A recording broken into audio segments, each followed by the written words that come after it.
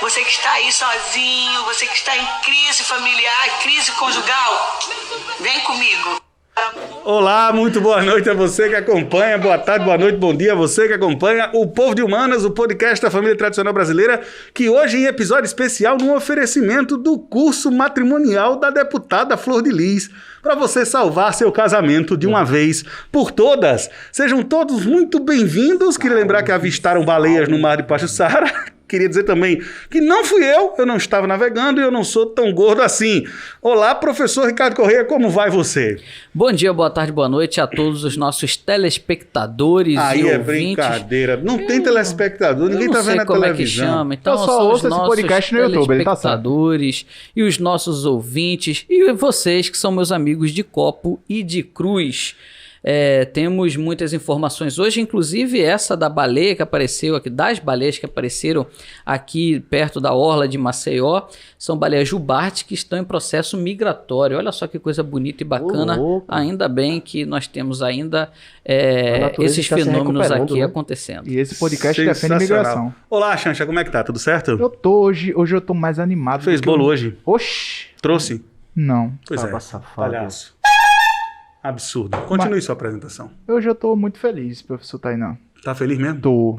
Mais feliz que o quê? Eu tô mais animado que o Neymar e a Anitta no TikTok. Ah, meu irmão, então você tá Eita. festa pura, papai. Oxi, tudo meu amigo, eu tô né? mais Neymar solto. ganhou? Tô mais solto do que arroz de festa de casamento. E o Neymar ganhou pra ele estar bicho, feliz? Não assim fala dizer? mal do Neymar que você não participa mais do O podcast. Neymar. Eu não tô falando mal o do Neymar, ele só tem que quero estar saber feliz uma só pergunta. por existir. Muito bem. É, A Gostei gente é disso, né? Neymarzete.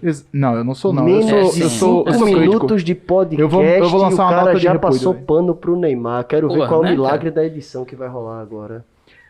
Xanxa, Bicho, eu nem reteu com uma pessoa que não sabe que futebol é um jogo jogado por 11 pessoas de cada lado. é isso aí. Olá, Jorge. Pra você que não sabe que futebol é um jogo jogado por 11 pessoas de cada lado. Como é É um que você esporte tá? fascinante que um dia eu pretendo conhecer muito a fundo. Eu estou bem melhor do que eu mereço. Mais uma semana aqui com meus amigos, com a audiência que faz esse programa acontecer.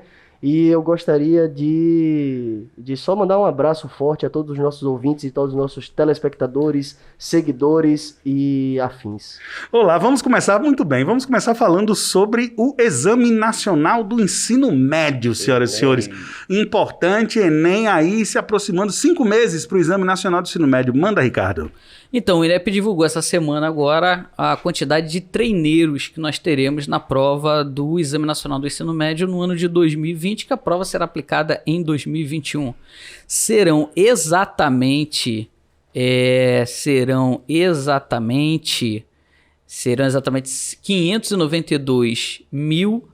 592.959 estudantes que cursam a primeira ou a segunda série do ensino médio.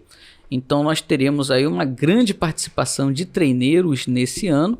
Ainda não é, obviamente, majoritário, mas já é uma grande participação que possui hoje 5.687.271 inscritos Quase nessa 6 prova. milhões de Né? estudantes vão fazer Exame Nacional do Ensino Médio e 500 mil deles são treineiros. Perfeito. Perfeito, eu acho isso excelente, eu acho que a Muito preparação bom. é fundamental mesmo. Bom, Tem eu que acho botar para treinar no Enem desde o primeiro ano do ensino médio para o molecão sentir como é a prova, a preparação é fundamental, certo, Xanxa? E sentir a sua evolução, né? Até porque o cara que vai fazer no primeiro e no segundo ano não viu todo o conteúdo ainda do ensino médio, mas vai se adequar à fórmula da prova, como fazer a prova, o tempo de prova, se adequar a um espaço para fazer. Então isso é fundamental para quem quer chegar lá no terceiro ano e obter êxito no seu sonho. Boa, vale para até porque as pessoas vão ser testadas em concurso ao longo de todas as suas vidas, né, minha gente? Então, essa atmosfera de preparação não perde nada, a família não perde nada, Jorjão. Precisamente. O nome treineiro, ele é bem esclarecedor no sentido de que você não vai fazer a prova para entrar no vestibular, você não vai fazer a prova para ter o seu momento definitivo de transformação da sua carreira,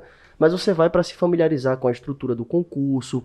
Todo mundo, e nós já reproduzimos isso aqui no podcast algumas vezes, sabe que o Enem é uma prova de resistência. Esse ano, especificamente, nós temos o adicional da máscara e do novo normal, me perdoe por esse termo.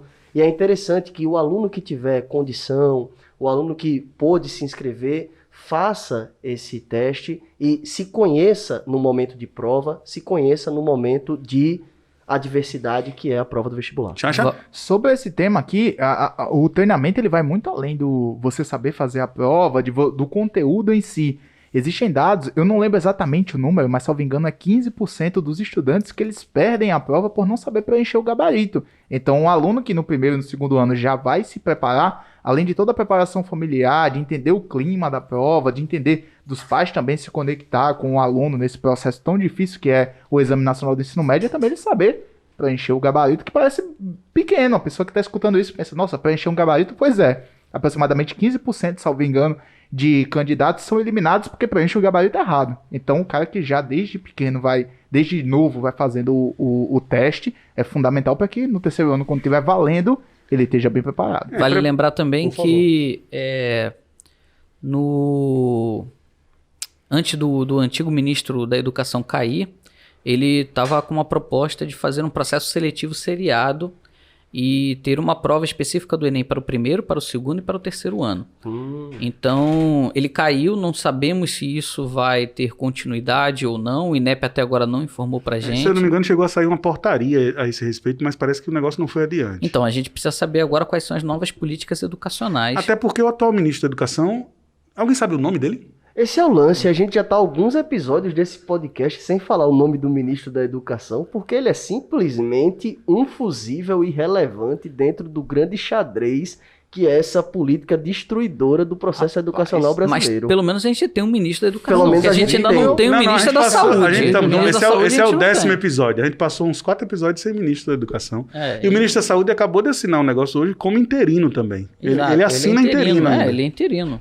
Ok. Educação, senhoras e senhores. Educação, seja bem-vindo ao Povo de Humanas. Se você está chegando agora, são 4 professores, todo mundo de máscara, devidamente testado, beleza? Falando aqui diretamente dos estúdios Passarinho, na cidade de Maceió. Meu amigo Jason Chanchão, mande a sua notícia sobre educação. Hoje, no tema de educação, a gente vai falar um pouco sobre os processos de tentar ocupar as vagas ociosas no FIES e no ProUni. O ministro da Educação, que a gente acabou de falar que não sabia o nome, o famigerado Milton Ribeiro. Acho que é a primeira pessoa do governo que tem um nome pronunciável. Milton Ribeiro diz que MEC vai abrir 140 mil vagas remanescentes do FIES e do ProUni em setembro. Tem 2 coisas boas nessa notícia. Ele falou e as vagas abertas.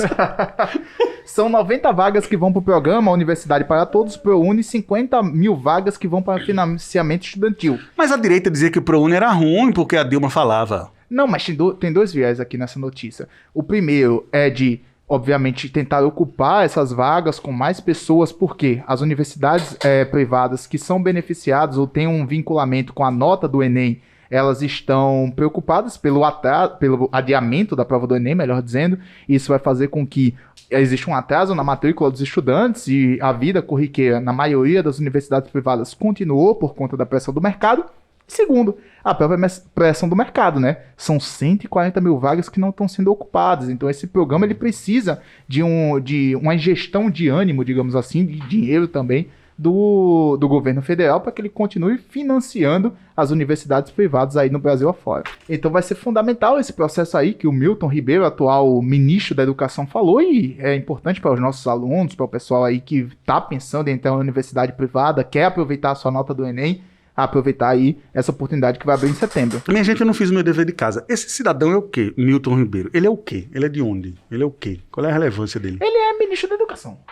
É isso aí. Ele era pastor ligado à é verdade, a gente já falou sobre ele. E a gente fez uma menção aí quando ele assumiu o cargo, mas o que ficou evidente para a grande mídia e o que ficou evidente para nós, professores, membros da comunidade escolar, profissionais da educação, é que ele representa aquilo que eu falei anteriormente, um fusível, aquilo que pode ser queimado e descartável, dentro de um projeto de desmonte da educação. O Milton Ribeiro não tem nenhum projeto claro. O MEC não apresentou nenhum projeto claro nessa gestão. E o Milton Ribeiro vem justamente para isso. O projeto que fica evidente é o desmonte das universidades, é o desmonte do sistema público de ensino para facilitar a privatização, para facilitar a abertura para o capital estrangeiro. Inclusive, Jorge, antes de passar para o zerando orçamento de instituições científicas. Zerando instituições científicas. Zerando orçamento. Tem muita instituição científica que o orçamento para 2021 está zerado, Xanxa. É exatamente isso que eu queria falar. Assim, não gosto muito de ficar fazendo prognósticos sem base real, mas eu acho que a gente precisa se preocupar com o negócio, principalmente os estudantes que estão ouvindo esse podcast, enfim, a sociedade civil como um todo. existe um incentivo aí do governo de ocupar essas 140 mil vagas aí, tudo bem, tudo bonito, mas existe também uma não preocupação com o financiamento da educação pública.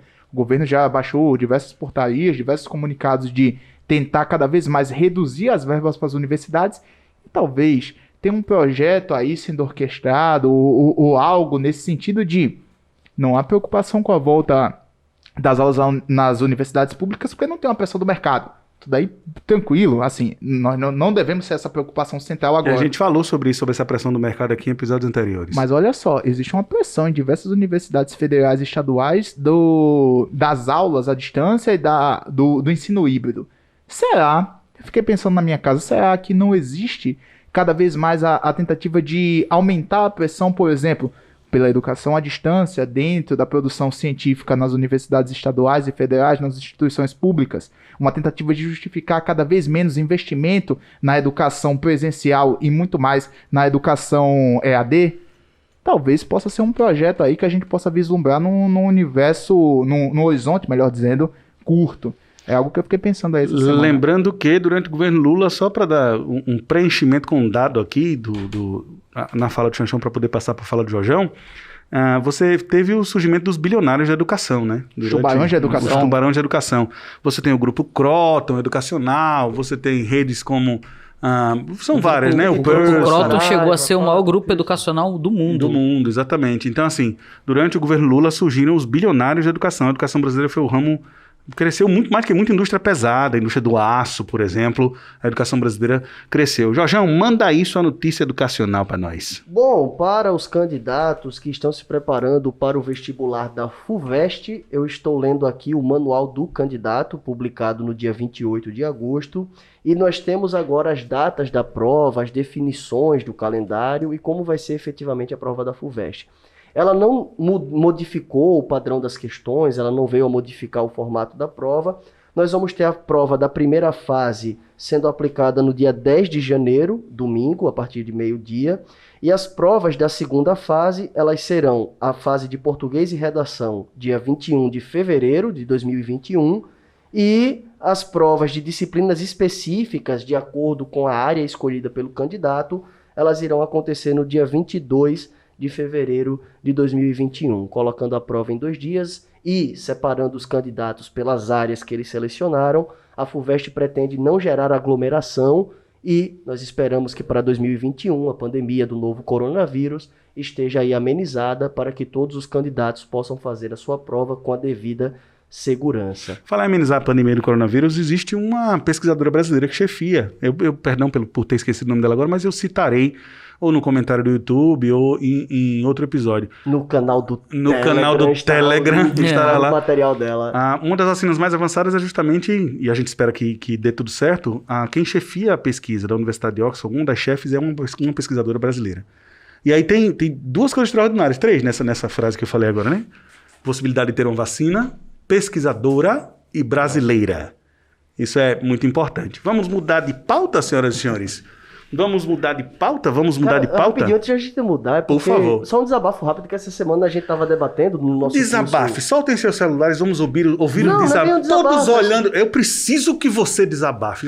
Não podemos abraçar você, mas pode desabafar. É isso, pô. Desabafa, porque essa Jorge. semana no nosso curso de redação, a gente estava debatendo sobre os desafios para a produção do conhecimento científico no Brasil. Exatamente. E no nosso curso de redação, a gente gosta de debater e tal, trazer as informações. A gente gosta não, tem um tema toda semana. Tem um tema toda semana, a gente faz isso, é meio que a especialidade da casa, mas eu não vou ficar pescando elogio pra mim, nem querer que vocês me deem biscoito pelo trabalho que é minha obrigação. O que é dar biscoito? É isso que ele tentou fazer Tu não agora. sabe o que é dar biscoito? Não, mas aí, Ricardo, tu sabe o que é dar biscoito? Não postou não sei foto o que é dar não, biscoito. velejando assim, no barquinho amarelo, querendo um comentário bonito. Não sabe. O que é uma pessoa biscoiteira? Você sabe, Ricardo? Uma pessoa Não, biscoiteira é o a que é pessoa uma que pessoa diz assim, peraí, deixa eu olhar pra câmera. No microfone, filha da Não, mãe. vai. Uma pessoa biscoiteira é a pessoa que faz assim, nossa, como eu tô feio hoje. E o cara é lindo. E o cara é maravilhoso. Ou seja, O não se cara aplica é um deus nenhum de grego nós. como o Xanxão. O Xanxão é bonito? O Xanxão é lindo, maravilhoso. Beleza. E Então, falsidade agora é biscoiteira. Que é isso, mano? Não, falsidade. eita, que agressão. Não, eu quero saber o que é biscoiteiro. Falsidade com o intuito de pescar um elogio. Eu quero um biscoito. Aí o que é que eu faço? Eu quero que você me dê. É uma coisa. É o prêmio que eu dou pro cachorro. Isso se chama behaviorismo. Não, peraí. Behaviorismo foi estudado pelo Pavlov. Peraí. Deixa eu investigar o Instagram aqui. Peraí. Ricardo Corrêa. Veja o meu Instagram, postar Veja foto. aí se tem. Não, vamos Abre ver meu se Instagram. ele... Eita, Não, biscoiteiro. Abre o meu Não, Instagram. Peraí, Eu que eu postei vou ver uma se ele é foto biscoiteiro. bonita. Não é Ricardo Bota- Correia, é Ricardo Geografia. Não, senhor. Ricardo Geografia. Aparece aqui Pronto. Ricardo Corrêa. Oxe, só tem biscoito aqui, meu irmão. É tipo Não, foto, que biscoito, foto gente. de Isso aqui é um É só biscoito tipo é o quê? foto da bunda com a Olha aqui, legenda. olha Cortei o aquele cabelo velejando. cortado. Olha aquele velejando. Sim, o Velégio. E aí? Não, eu também velejo. Nem E por aí? isso. Não, rapaz. Boias de sinalização para os atletas em treinamento, assim como eu. Eu sou um atleta. Que de atleta, porra. Que legenda é essa, papai? Albert Peraí. Scheid. E essa daqui, mergulhando. TBT. mergulho. Parceiro.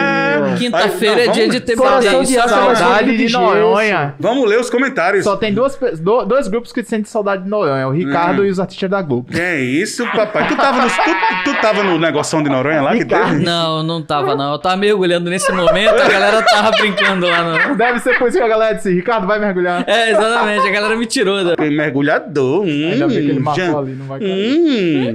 Já custou. Nós temos um mergulhador e um biscoiteiro. Já na mesa. custou, é o Faltam mergulhador. aparecer os É o outros. explorador dos sete mares e não bem que quer eu- biscoito. E não quer biscoito. O cara mergulha, vai bater uma foto e vai querer biscoito. Não, mas a legenda, atletas assim como eu, Não, eu sou um atleta. meu mano. amigo, em fim de carreira, então, né? Porque, pelo amor de Deus. Girando pelas notícias, vamos começar com o professor Jorge Lobo. Lobinho, meu filho, me dê uma notícia. Saudações, ouvintes do podcast Povo de Humanas. Eu queria aqui pedir desculpas. Primeiramente, pedir desculpas, porque eu passei episódios inteiros versando sobre o processo de impeachment de governadores. Sim. E como se deu impeachment de governador no estado, e como se dá impeachment de governador no Brasil. E a gente tava falando muito sobre aquele que o nosso amigo Ricardo Corrêa Como é o não nome consegue dele, pronunciar o nome. Witzel. É isso aí. Witzel, que Certo. estudou em Massachusetts. Tem E o doutorado em... Witzel- Doutorado onde? Harvard. Harvard, exatamente. Meus queridos ouvintes, minhas queridas ouvintes, ele não sofreu um processo de impeachment. Ah. Eu estava completamente errado. Você de estava cabo a acreditando no rabo. funcionamento das instituições do Rio de Janeiro. A notícia é a seguinte: o governador do Rio de Janeiro foi afastado por ordem do Superior Tribunal de Justiça. É, não. Wilson Witzel, no Giro de Notícias, não é mais governador do Rio de Janeiro, está afastado pelos próximos 180 dias. É o Peraí, primeiro peraí. governador que sofre isso, né? Não, a gente Não, teve não. um governador que sofreu o processo de impeachment, mas ele Falcão? foi o primeiro afastado Do pelo cargo. Superior Tribunal de Bicho, não é Justiça. perigoso não esse negócio do STJ Não, afastar diretamente o governador? perigoso não é nem nada. Pela lei tá correto. Hum. Entre aspas, as instituições estão funcionando normalmente, né? Essa é a lenda. Essa Como a gente depois de gosta de Saci dizer. Pererê, depois de Curupira, essa é uma lenda interessante Não, brasileira. às vezes eu digo assim, quando eu tô com uma pessoa conhecida, eu digo, né, é a primeira vez que isso me acontece. É igualmente verdade, as instituições estão funcionando normalmente. Certo. O que acontece? O governador Wilson Witzel foi afastado. O vice-governador do Rio de Janeiro, que assumiu o cargo hoje, estava em reunião com o Opa. Gabinete de Segurança, Exato. também é investigado na mesma operação. Então, se ele cair, E hoje ele foi alvo de um mandato de busca e apreensão. Ele tá certo. no mandato. Mas tá tudo acontecendo numa velocidade gigantesca, né? Normal. Mas ela tem o Aí presidente da Assembleia. Ainda tem o o presidente da presidente da Assembleia Legislativa do Rio de Janeiro, que deveria assumir em caso de vacância do governador e do vice, também é investigado pela mesma operação. Ou seja, O que acontece é que o Rio de Janeiro não vai ter representante eleito para chefiar o executivo. Essa é a deixa, Ricardo. E o que Então. acontece é o seguinte, eu não sei, eu perdi todas as minhas capacidades, ferramentas e habilidades de versar sobre o Rio de Janeiro. então, o Rio de Janeiro, ali Licença, é o licença, velho Ricardo. normal. Só pra esclarecer, hoje que você fala é na data de gravação desse podcast. Na né? data de Exato. gravação do podcast, Cheio de que é eco, viu? sexta-feira, Cheio de eco, o microfone do 28 de Arthur tem- agosto. Como é que o? Tá Como bom. é que o? Arthur Finizol, lá. Arthur Finizol, lá. Rádio Globo. Esse eco é pra não sair da sua cabeça. Nas picapes. Eu quero esse efeito no meu microfone também. Não, bota agora. aí, bota o eco no microfone dele aí, bota aí. Vai lá. Fala o nome do governador do Rio. No Rio de Janeiro é o velho normal que comanda.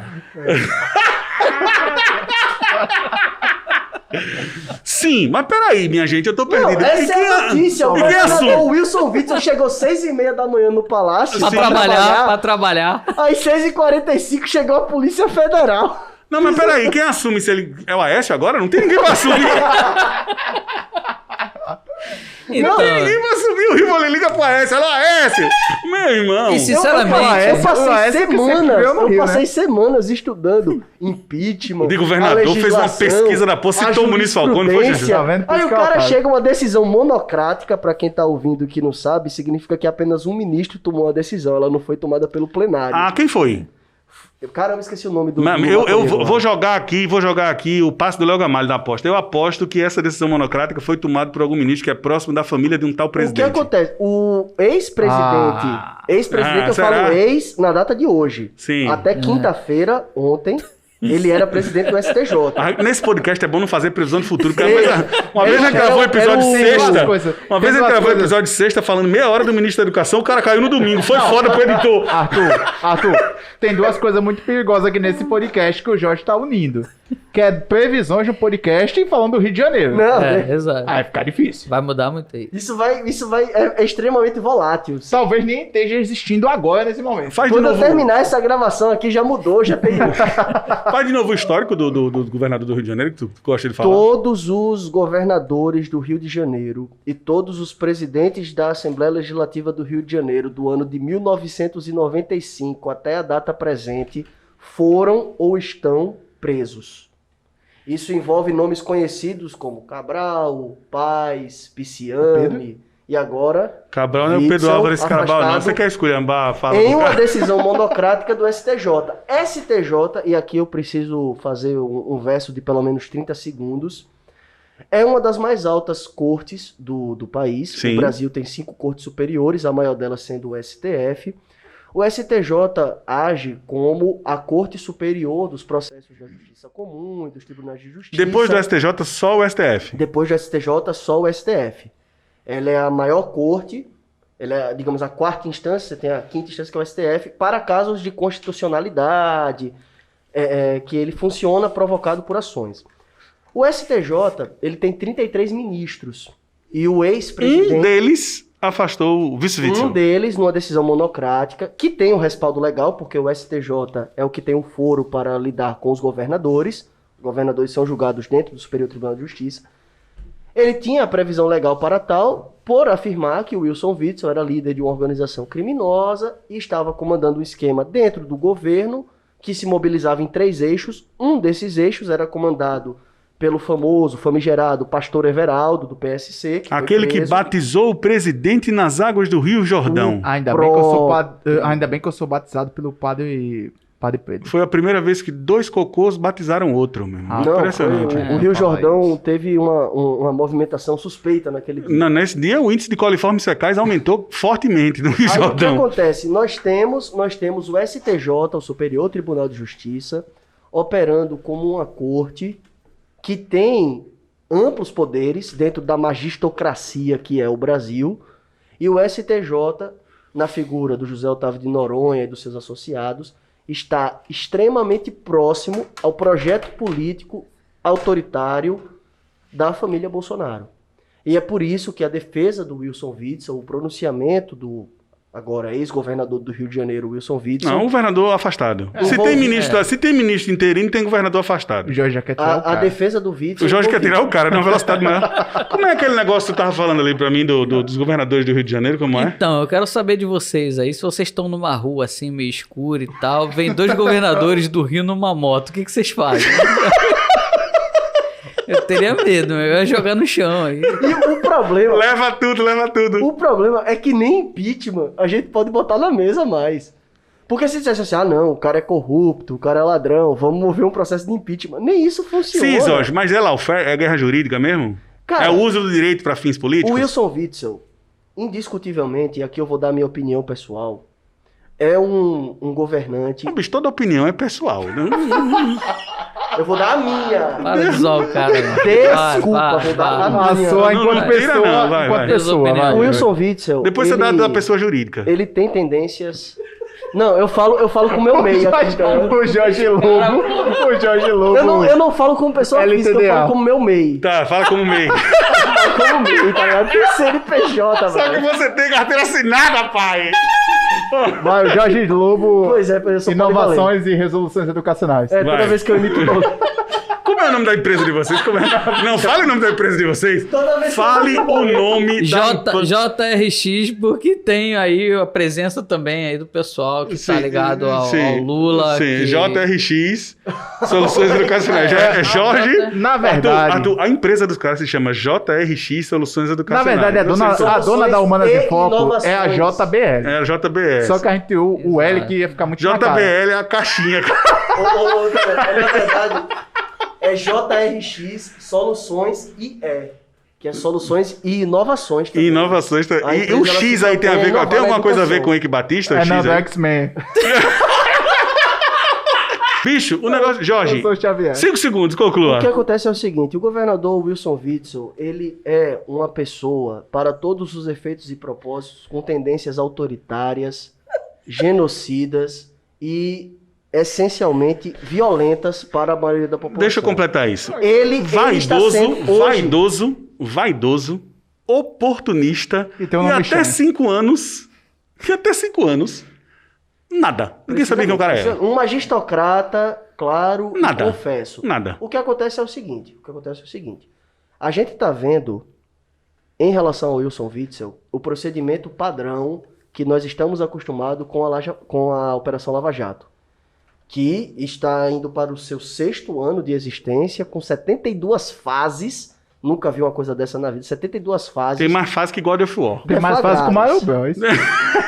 Wilson Witzel pode estar sendo vítima do que a gente chama de lawfare, o uso do direito, o uso Traduza. da lei. Lawfare é o uso da lei para segregação e para perseguição política. Aos amigos tudo, aos inimigos a lei. É o uso do direito para a exclusão de determinados grupos políticos. Ele pode estar sendo vítima do lawfare? Possivelmente. O STJ está aparelhado a favor da família Bolsonaro, que é clara opositora recentemente, porque o Wilson se elegeu junto com o Bolsonaro e agora é oposição ao Bolsonaro. Ele pode estar sendo usado como bucha de canhão? Ele pode estar sendo vítima de um lawfare? Sim, é possível. Mas o Wilson Witzel merece defesa em praça pública pelos atos criminosos que ele cometeu? Não da minha parte. O Não que da sua acontece- parte, não da parte de qualquer pessoa O que sensata. Aí é acontece entre é- bois, não há chifradas aí. O Aí é Wilson entre bois. Witzel É, entre boi não há Wilson chifrada, Witzel tá ligado? pode estar sendo vítima de um processo injusto que envolve instituições do Estado brasileiro, como o STJ e a Polícia Federal, mas Wilson Witzel tem crimes a serem averiguados e investigados. Beleza, Jorjão, vou O que deixar você acontece respirar. eu só Pera queria aí. pedir desculpa aqui aos ouvintes, porque eu falei muito de impeachment, mas o que aconteceu foi um afastamento por uma decisão monocrática do STJ, e eu não sei como isso faz sentido. Ricardo. Mas a gente vive no Brasil. Cara, então, como eu tenho família, amigos no Rio de Janeiro, sou de lá, o pior de tudo, na verdade, é dizer que a população carioca, a população fluminense, a população do Rio de Janeiro, ela está começando a ficar acostumada com isso. E para ela, esse afastamento e nada representará a mesma coisa. Muitas vezes a gente fala do poder paralelo que acontece das milícias, o poder paralelo do tráfico de drogas. O poder paralelo sempre foi associado ao poder público. Parece que no Rio de Janeiro quem elege o governador é o esquema. O poder público é que não se faz presente nas comunidades. E a partir do momento que você tem uma ausência de comando, alguém vai comandar essas comunidades. Não Alguém existe vai vácuo de comer. poder. Exato. Exato. Então você passa a ter aí as milícias comandando, e essas milícias elas são extremamente poderosas. Essas milícias hoje elas têm um poder econômico e um poder político maior até do que o tráfico de drogas. E olha que o tráfico de drogas é muito forte no Rio de Janeiro, não em função do consumo da cidade em si, mas em função do tráfico internacional de drogas que passa pela cidade do Rio de Janeiro. Então, por isso, grandes facções criminosas, um grande volume de dinheiro que é jogado através de atividades econômicas ilegais e ilícitas que não tem nota fiscal, que não tem direito de consumidor, que não tem absolutamente nada disso, o que gera uma lucratividade muito grande. E essa lucratividade, e eu posso dizer isso nesse podcast porque 2 governadores já saíram do cargo em função de envolvimentos com o Comando Vermelho. Rosinha Garotinho e Antony Garotinho, eles foram retirados do cargo e eles ficaram inelegíveis em função de terem uma aproximação com o Comando Vermelho. Se você escrever um roteiro de uma série policial, sobre máfia e corrupção, você não vai conseguir, no roteiro, no universo da ficção, dizer metade do que acontece em lugares como o Rio de Janeiro. Não, e assim, a Operação Lava Jato, por todas as críticas que possam ter sobre ela, sobre a sua politização, da utilização, da vinculação do poder judiciário com o poder executivo, com o poder político em si, os últimos 2 governadores do Rio estão presos por conta da Operação Lava Jato. Cabral e o... Eduardo Paes?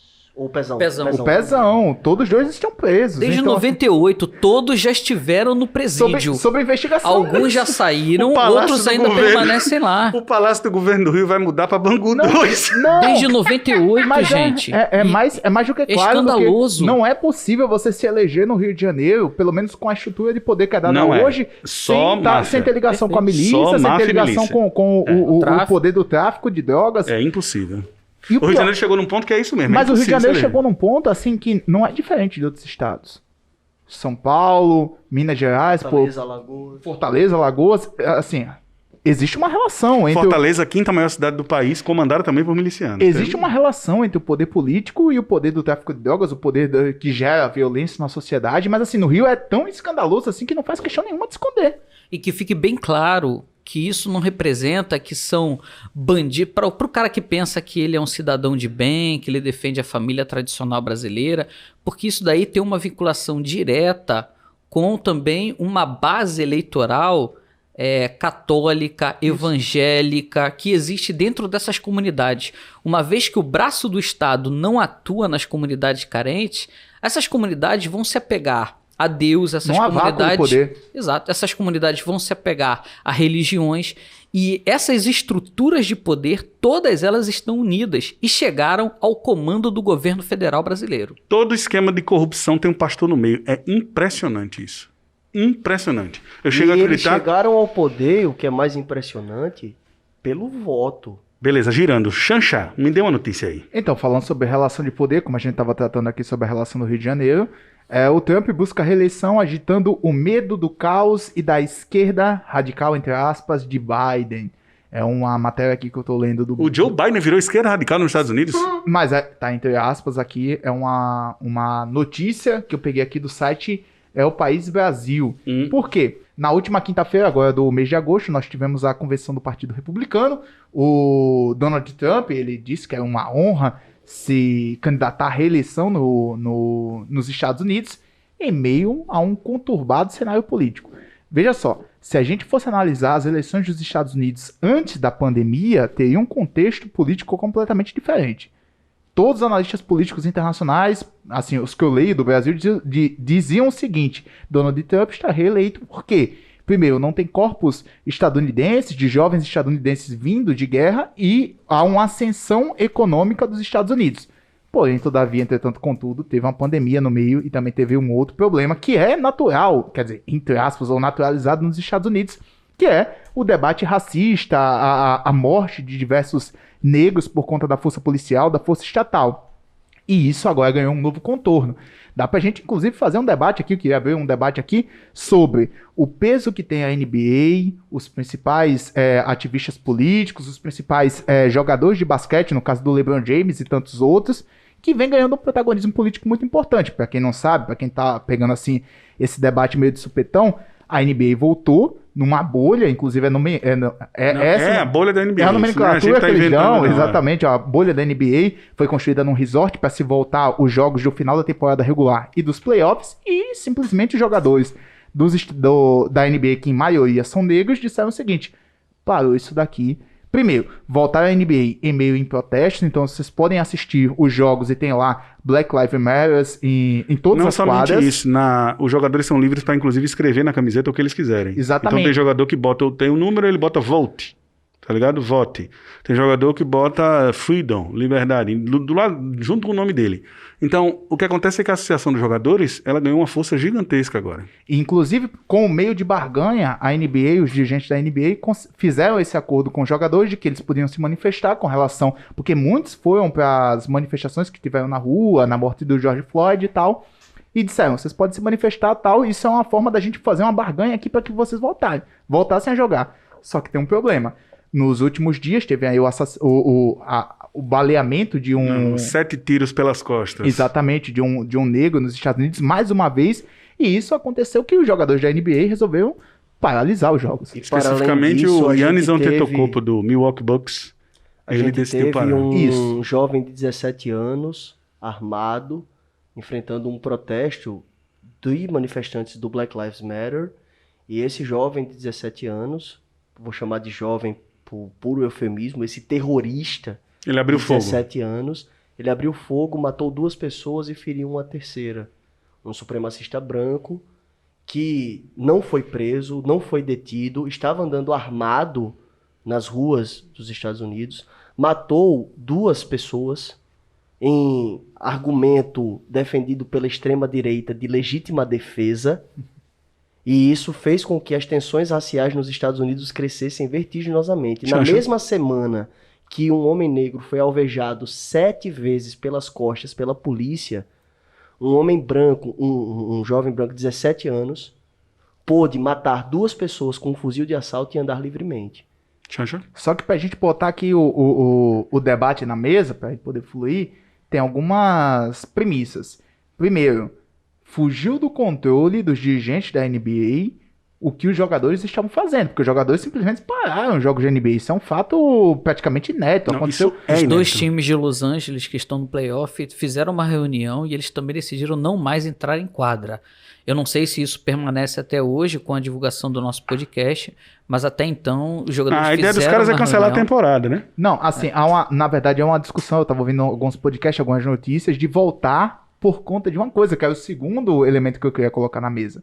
As eleições dos Estados Unidos vão acontecer normalmente no final de outubro, início de novembro, salvo engano. Depois posso até conferir isso. E a temporada, os playoffs, vai até novembro. Então significa dizer que os jogadores voltando e não cancelando a temporada, eles vão ter vozes, vão ter microfones na mão para poder fazer propaganda política e fazer debate sobre o tema racial. Por exemplo, LeBron James é um dos caras que não só discute o tema racial, como também de que os negros, os imigrantes, as pessoas mais subalternas da sociedade estadunidense devem votar, porque o voto nos Estados Unidos é facultativo. Inclusive, parte desses jogadores são ligados ao movimento negro, são ligados ao partido democrata, que vai enfrentar o Donald Trump. Black Lives Matter, vote for freedom. Exatamente. E vote for citizenship. Então, o contexto político que estava, entre aspas, muito tranquilo para o Donald Trump antes da pandemia, se aprofundou por conta da pandemia e se aprofundou por conta dos casos de racismo que acontecem nos Estados Unidos. Ricardo. Esse dado que o Xanxan está trazendo de que a eleição estava ganha já para o Donald Trump antes da pandemia, também é em função da queda de desemprego que aconteceu nos Estados Unidos. Vale lembrar que existe uma competição hoje muito grande dentro do sistema capitalista entre China e Estados Unidos. E, de certa forma, algumas políticas norte-americanas, estadunidenses no caso, elas têm tido um efeito positivo para a sua população, pelo menos momentaneamente, numa competição com o mercado chinês. Então, por isso mesmo, do Trump, ele começou a ser visto pela população estadunidense como um grande estadista, como um grande representante. Então, assim, quem assiste às minhas aulas sabe do que eu falo do Homer Simpson, né? Que o Homer Simpson é um cara inteligente igual essa porta que está aqui, ou seja, é um cara que ele não pensa na geopolítica internacional, ele não pensa nada além do direito dele de ter o trabalho. Então, ele não é democrata, ele não é republicano, ele é simplesmente um cara que passa a ter o direito dele de trabalho. Se ele tem o direito dele de trabalho, se ele consegue comprar a casa dele, pagar a casa dele, se ele consegue sustentar a sua família, ele apoia o governo independentemente de quem seja esse governo. Só que aí veio essa pandemia. E essa pandemia, ela pode atrapalhar um pouco os planos do atual presidente norte-americano. O que eu quero deixar bem claro é que, se tratando de Brasil, não importa quem vença dentro dos Estados Unidos, nós já perdemos. Então não importa ser democrata, não importa ser republicano, a nossa submissão em relação ao governo atual e também em relação aos governos anteriores, ela permanecerá inalterada. Seja ela inalterada ao governo Trump, seja ela inalterada a um possível concorrente ao Trump e que possa ser eleito presidente norte-americano. Você se refere do ponto de vista da política internacional, Da várzea que a geopolítica gente é. internacional, exatamente. Então, assim, o que eu quero deixar claro é que a gente precisa fazer uma análise crítica, sim, aos Estados Unidos e pensar sempre que a gente não tem o que torcer por acontecer lá. Porque, de certa forma, não importa o que aconteça lá, nós simplesmente sofreremos o reflexo da submissão.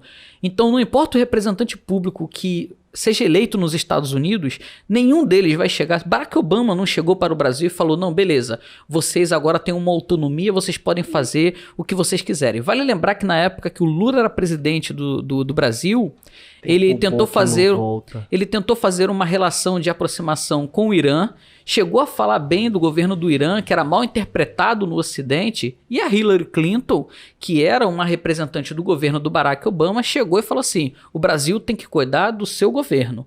Da geopolítica mundial, cuidamos nós. Ou seja, claramente... Na mesma época que o Lula bateu na mão do Obama, His the Man, exato, etc, My Man e tal, eu Ah, disse, é o cara, exatamente. Então você imagina como é que é essa configuração. Então nós estamos na periferia, nós estamos na semi-periferia. Nós sola não da bota, eu digo que é a sola da bota do capitalismo mundial. Exato. Então, antes de você começar a torcer por alguma coisa, por algum representante político estadunidense, pense primeiro na condição social que nós estamos vivendo na atualidade. Xanxa, Então, só pra gente concluir esse assunto, acho que o Jorge estava falando aqui que ia comentar alguma coisa, passo pro Jorge daqui a pouco. No dia 27 de agosto, foi o dia que teve a convenção do Partido Republicano. E tem algumas coisas que chamam a atenção, fazendo um link entre, mais uma vez, o debate político e o debate esportivo aí que a gente trouxe anteriormente. Por exemplo, os filhos do Trump, eles discursaram. E tanto o filho, por exemplo, ele fez uma menção ao radicalismo de esquerda que tinham nas manifestações com relação ao George Floyd e o racismo que existia, que o próprio pai mencionou depois no seu discurso oficial. E a filha do Donald Trump falando que o pai pegou o país completamente arrasado e gerou empregos. Isso que o Ricardo estava trazendo aí na fala dele. Então, é tentando cada vez mais afastar a efervescência política, que hoje é o epicentro da luta racial, que é os Estados Unidos, do que realmente está acontecendo.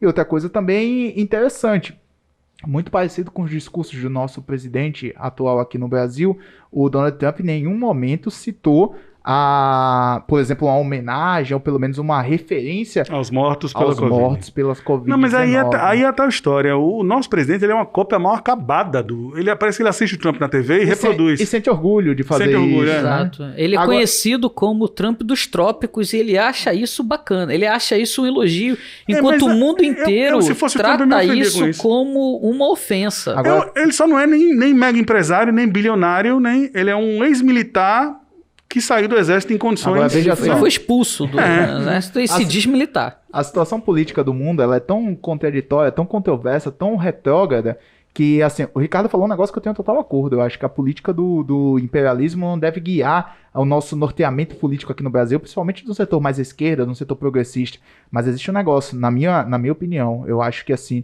o Biden não representa absolutamente nada de esquerda, nada de progressista, inclusive defendem políticas de capitalização e de terceirização, de privatização da educação, da saúde como um todo. Até uma discussão que está acontecendo no Partido Democrata.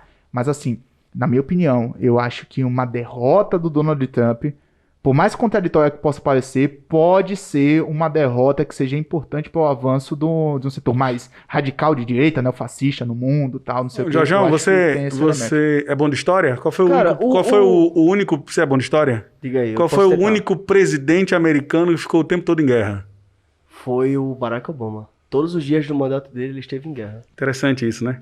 A gente tava falando do Obama. Ele pegou uma guerra herdada do Bush e ele continuou outros conflitos e terminou todos os dias do seu mandato em estado de guerra. Se você perguntasse para o presidente dos Estados Unidos estavam oficialmente em guerra. E ele foi eleito com uma base dizendo que iria tirar as tropas norte-americanas Ele ganhou do o Prêmio Nobel da Paz. Isso é o que eu ia do falar. Iraque e não fez isso. Ele ganhou o Prêmio Nobel da Paz pela retirada de milhares, talvez 100 mil soldados norte-americanos do Oriente Médio. E isso foi visto, na época, pela Academia Sueca, como motivo suficiente para entregar o Prêmio Nobel da Paz para o Barack Obama. Barack Obama, que também foi o presidente norte-americano que mais utilizou o programa de drones. Drones não tripulados, controlados por controle remoto, que usam bombas e mísseis para eliminar alvos que são determinados pelo próprio presidente. Tem um lance que é a ordem executiva. Então o que acontece? Tem lá o tripulante, o piloto do drone, e ele manda uma mensagem para o presidente. Presidente, esse cara é suspeito, mas eu só posso matar se tiver a ordem executiva do chefe do executivo. E o Barack Obama foi o líder norte-americano que mais autorizou ataques de drones contra civis e inocentes. Uma política tão genocida quanto a do republicano George W. Bush. Perfeito. Sobre o Se a aspecto gente político... tiver o Joe Biden como presidente dos Estados Unidos, o que a gente vai ter é um imperialismo colorido. Soft, o imperialismo soft, arco-íris. Soft. O imperialismo soft. Numa propaganda, talvez. Na propaganda, talvez, mas nas práticas, tão imperialista quanto. A Hillary Clinton, que era a candidata democrata, supostamente opositora ao Trump, é esposa do Bill Clinton. E o Bill Clinton foi o cara que construiu o muro na fronteira contra o México. Na fronteira com o México. Nós temos duas opções. É o imperialismo hard, colorido, e o imperialismo hard, preto e branco. Que é isso que os democratas nos Estados Unidos tentam frear. É isso. O apoio do ex-candidato socialista Bernie Sanders à campanha do Joe Biden foi duramente criticada porque o Bernie Sanders não deveria apoiar o Joe Biden. Deveria nem ter saído da corrida, né? Não, isso aí a gente pode debater a vida toda, o que o Bernie deveria fazer ou não. Mas o que é que o Bernie fez? Nós precisamos frear o Trump. E para frear o Trump, infelizmente... Não sou eu que vou frear. O mais forte é o Biden. E essa é a sinuca de bico que os Estados Unidos, infelizmente, os ditadores da geopolítica internacional ocidental estão, e a gente acaba respingando isso. O que acontece eu concordo com o Chancha.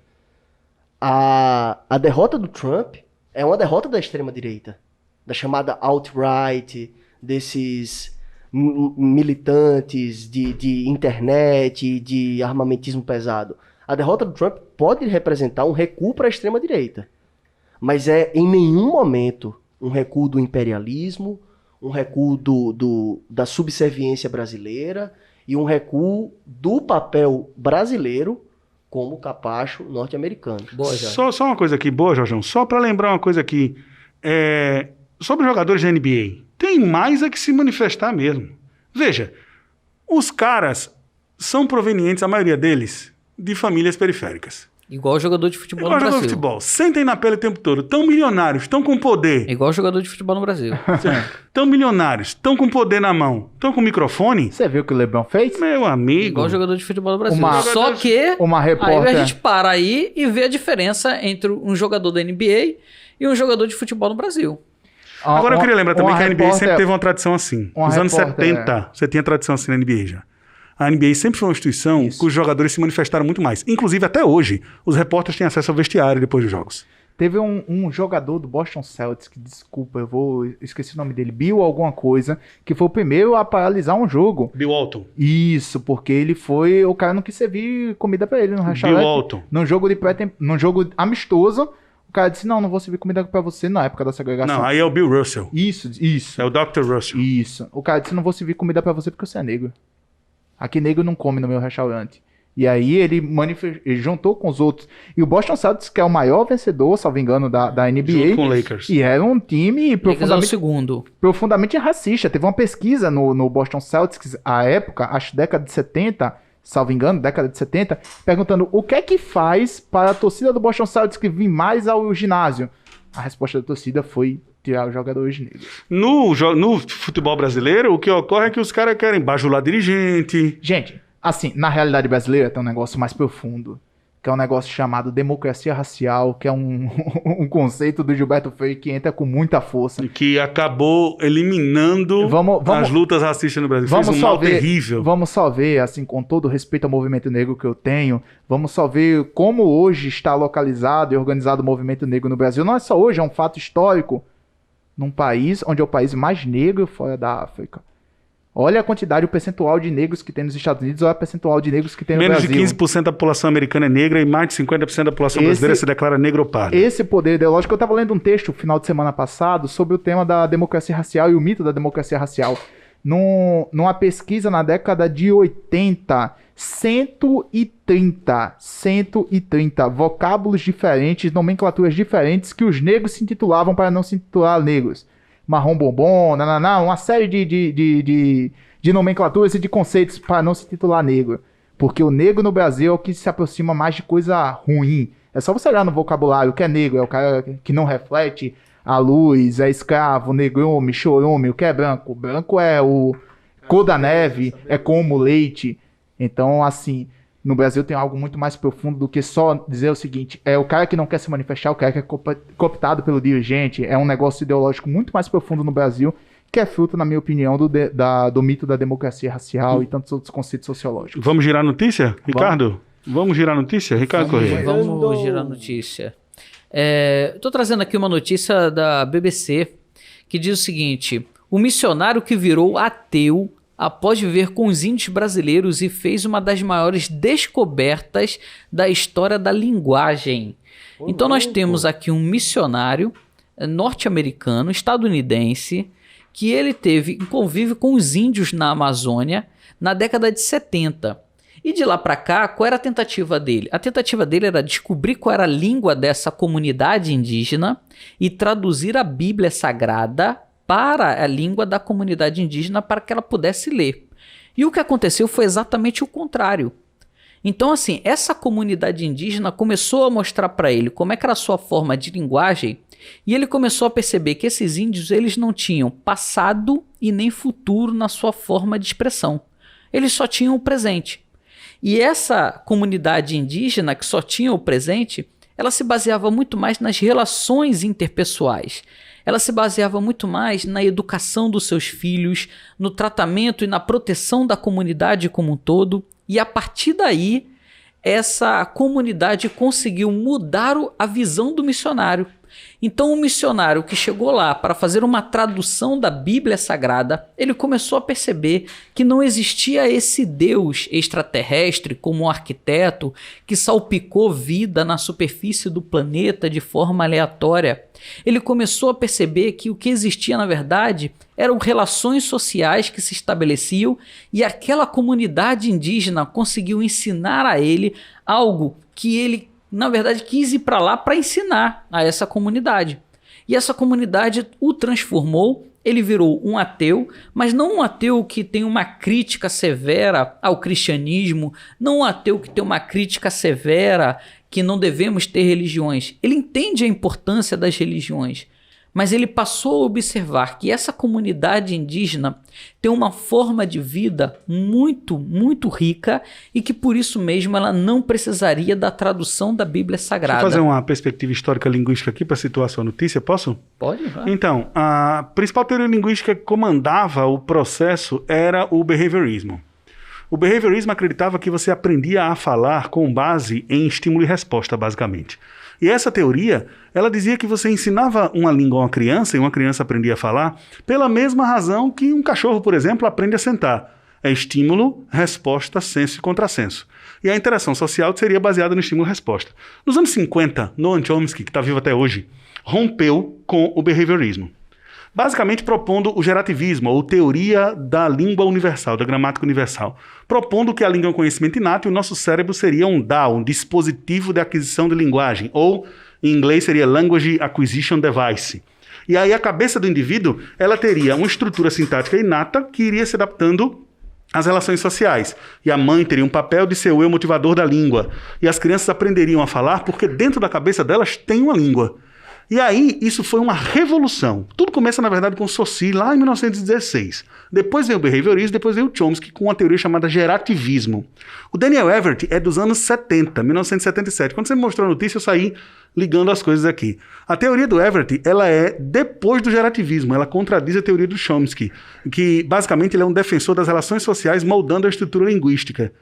E quando, na verdade, o Chomsky a princípio defendia que a língua estaria inata na nossa cabeça, o nosso cérebro seria uma estrutura, tem um fator genético na linguagem aí, porque no fim das contas é língua, só o ser humano possui linguagem e o principal produto da linguagem seria a língua.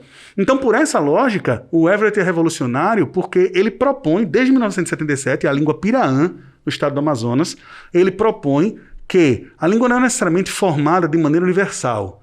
Ela não existe, não está na nossa cabeça uma estrutura linguística que nós vamos preenchendo. Ela é formada a partir de relações sociais. E isso afeta, inclusive, a conjugação dos verbos, a escolha das palavras, etc. A língua Piraã, ela tem, inclusive, um sistema de contagem diferente. Os índios contam 1, 2, 3, tudo. Então, por quê? Porque eles não acumulam riqueza.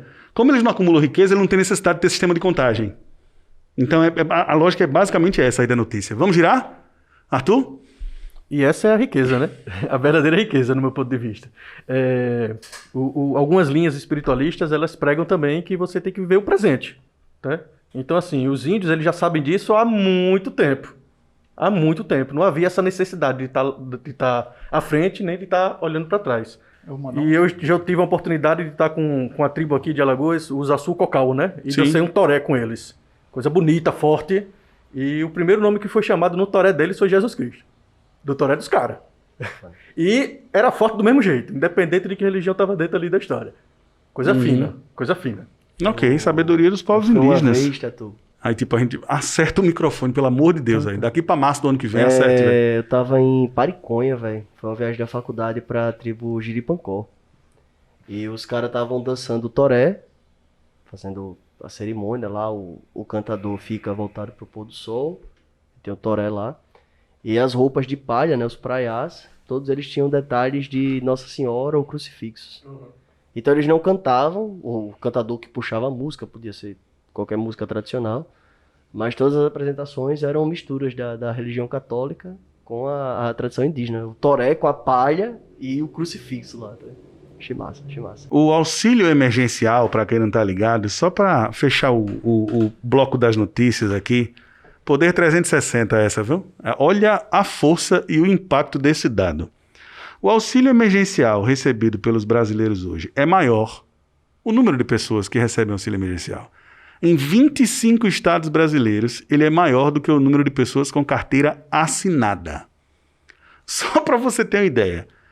Em Alagoas, cerca de 1 milhão de pessoas recebem auxílio emergencial e você tem menos de 400 mil pessoas com carteira assinada no estado de Alagoas. É mais do que o dobro. Bicho, a única coisa que eu pensei quando eu vi esse dado foi como nós somos um país pobre. Eu só consigo pensar isso, por favor. E eu penso assim, como o Estado é extremamente importante no desenvolvimento econômico e no desenvolvimento social. Então, para quem acredita no liberalismo econômico, eu queria saber onde estaria o Brasil agora se nós não tivéssemos diretamente uma intervenção do Estado na economia. Era só isso que eu gostaria de saber. Descendo a ladeira é mais forte do que já tá. Lá vem o Brasil, descendo a ladeira. Pra você ter uma ideia, Ricardo, de como a gente estaria, com o auxílio emergencial, o brasileiro, estatisticamente hoje, está com o seu maior poder de consumo e a maior renda acumulada em muito tempo. O que significa que devem estar... Por isso os índices de popularidade do presidente aí? Não apenas o auxílio emergencial superou o número de carteiras assinadas. O auxílio emergencial, ele reduziu drasticamente e substancialmente a pobreza no país. Precisamos discutir renda básica universal, Enquanto minha gente. que o Bolsa Família dava uma renda extremamente importante e empoderadora que aumentava o poder de consumo da população, o auxílio emergencial, por exemplo, no caso de Alagoas, eu acho que a gente pode falar com todas as letras, foi, se não uma revolução, uma transformação. O rendimento médio do alagoano, que eu estava conversando com o Ricardo agora há pouco, é cerca de R$ 540 a família O núcleo familiar, R$540. E O bom agora, de O você tá auxílio, ouvindo. R$600. Então, assim, o auxílio ele chega a muito mais pessoas e também ele consegue atender a uma demanda bem maior do que a média familiar. Isso é a média, ou seja, não é que todo mundo ganha, não é a renda mínima que tinha no estado de Alagoas. E um estado Era a desigual como o média, nosso, né? extremamente desigual. Exato. Então- Onde ou você tá lá em cima ou você tá muito lá embaixo. O bom de você estar ouvindo podcast com professores é que, por exemplo, quem é o maior PIB do estado de Alagoas? O maior PIB do estado de Alagoas é uma instituição federal. É a Universidade Federal de Alagoas. É o que representa hoje a maior arrecadação do estado de Alagoas. É impressionante isso. Mas vamos girar. Depois dessa notícia, vamos girar. Vamos para dicas, entretenimento. Minha gente, é o final de semana. Eu quero assistir coisas.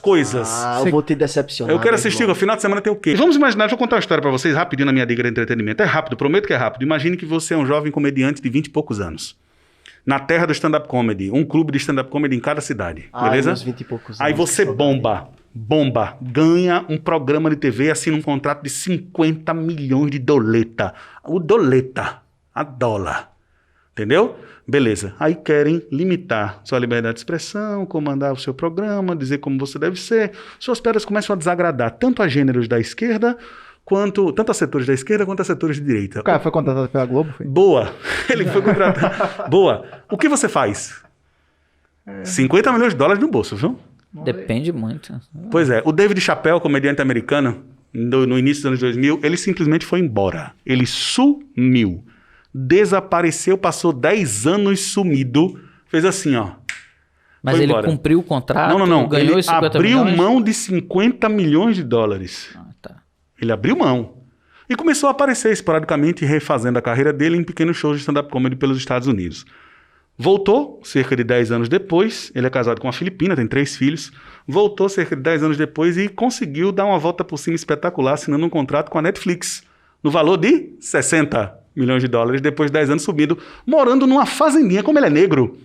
Começou a sair na imprensa nos anos 2000 que ele estava viciado em drogas, internado, aquela coisa toda. Mas que novidade associar negro a droga. Diga aí. Eu nunca vi isso no meu país. E sabe onde é que ele Ninguém estava? faz associação com o governador do Rio de Janeiro, mas Não. com negro é todo mundo. Beleza. Aí Tem sabe um o que foi que... deputado federal que já foi senador, que é Aí ninguém famoso vai. pelo O Lá no helicóptero Leblon, o senador do Leblon. Aquele que mora em Minas Gerais, como é que o helicóptero dele faz quando chega no Leblon, Jorge? Essa é boa. É ótimo. Essa é boa, pô. Isso quando não cai, carregado de farinha. Deixa quieto. Então, aí pra fechar minha dica, assistam os especiais do David Chappelle. O Chappelle retornou. Sabe o que ele tava fazendo? Ele tava numa fazenda. Quantidade de pessoas que moram em Dayton, se eu não me engano, Ohio. 3.500 pessoas no lugarzinho que ele morava somente. Assistam os especiais de David Chappelle, de comédia, no Netflix, os 3 especiais do contrato dele com o Netflix, porque talvez o David Chappelle acabou de ganhar agora no final de 2019, o prêmio Mark Twain de comédia, que é dado pela Fundação Kennedy. Assistam porque ele talvez seja o maior stand-up comedy e vai mudar a sua visão a respeito de comédia stand-up. Essa é a minha dica de entretenimento. Depois de mim, pela sequência do roteiro, é meu amigo Ricardo Corrêa, Opa. que vai dar a dica de entretenimento. Minha dica de entretenimento é a Aê! seguinte. Porra, eu tô aprendendo a falar aqui, Meu cara. irmão, possível. É Rambo 3. Boa, isso, pô? papai! Cara, dessa Rambo década, 3. cara. Rambo 3. Finalmente um filme que preste Eu nesse vou podcast. começar a partir de agora a falar filmes da minha época. Ok. Entendeu? Preto Então, e branco e lá assim, vem. exatamente. Preto e branco. Os irmãos Próximo Lumière botavam podcast. pra lascar nessa Lagoa Azul, né? Lagoa Azul, tá ligado? Próximo podcast é O Vento Levou. Viu? É, ó, Só se não liga, vai né? fazer esse negócio de filme da minha época, uma vez numa aula de sociologia, no início da carreira que eu fui botar Tempos Modernos, do Charlie Chaplin, o aluno Aí, disse, nego, de é da novo, sua época?" professor? Todo professor chega aqui com esse Tempos Modernos, eu digo, não, tudo bem, gente, vamos substituir, tem um documentário massa aqui, se chama Ilha das Flores. De novo!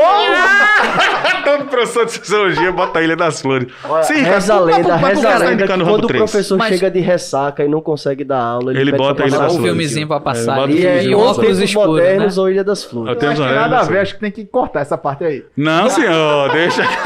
O Xanxão já botou Ilha das Flores um mês inteiro pros alunos.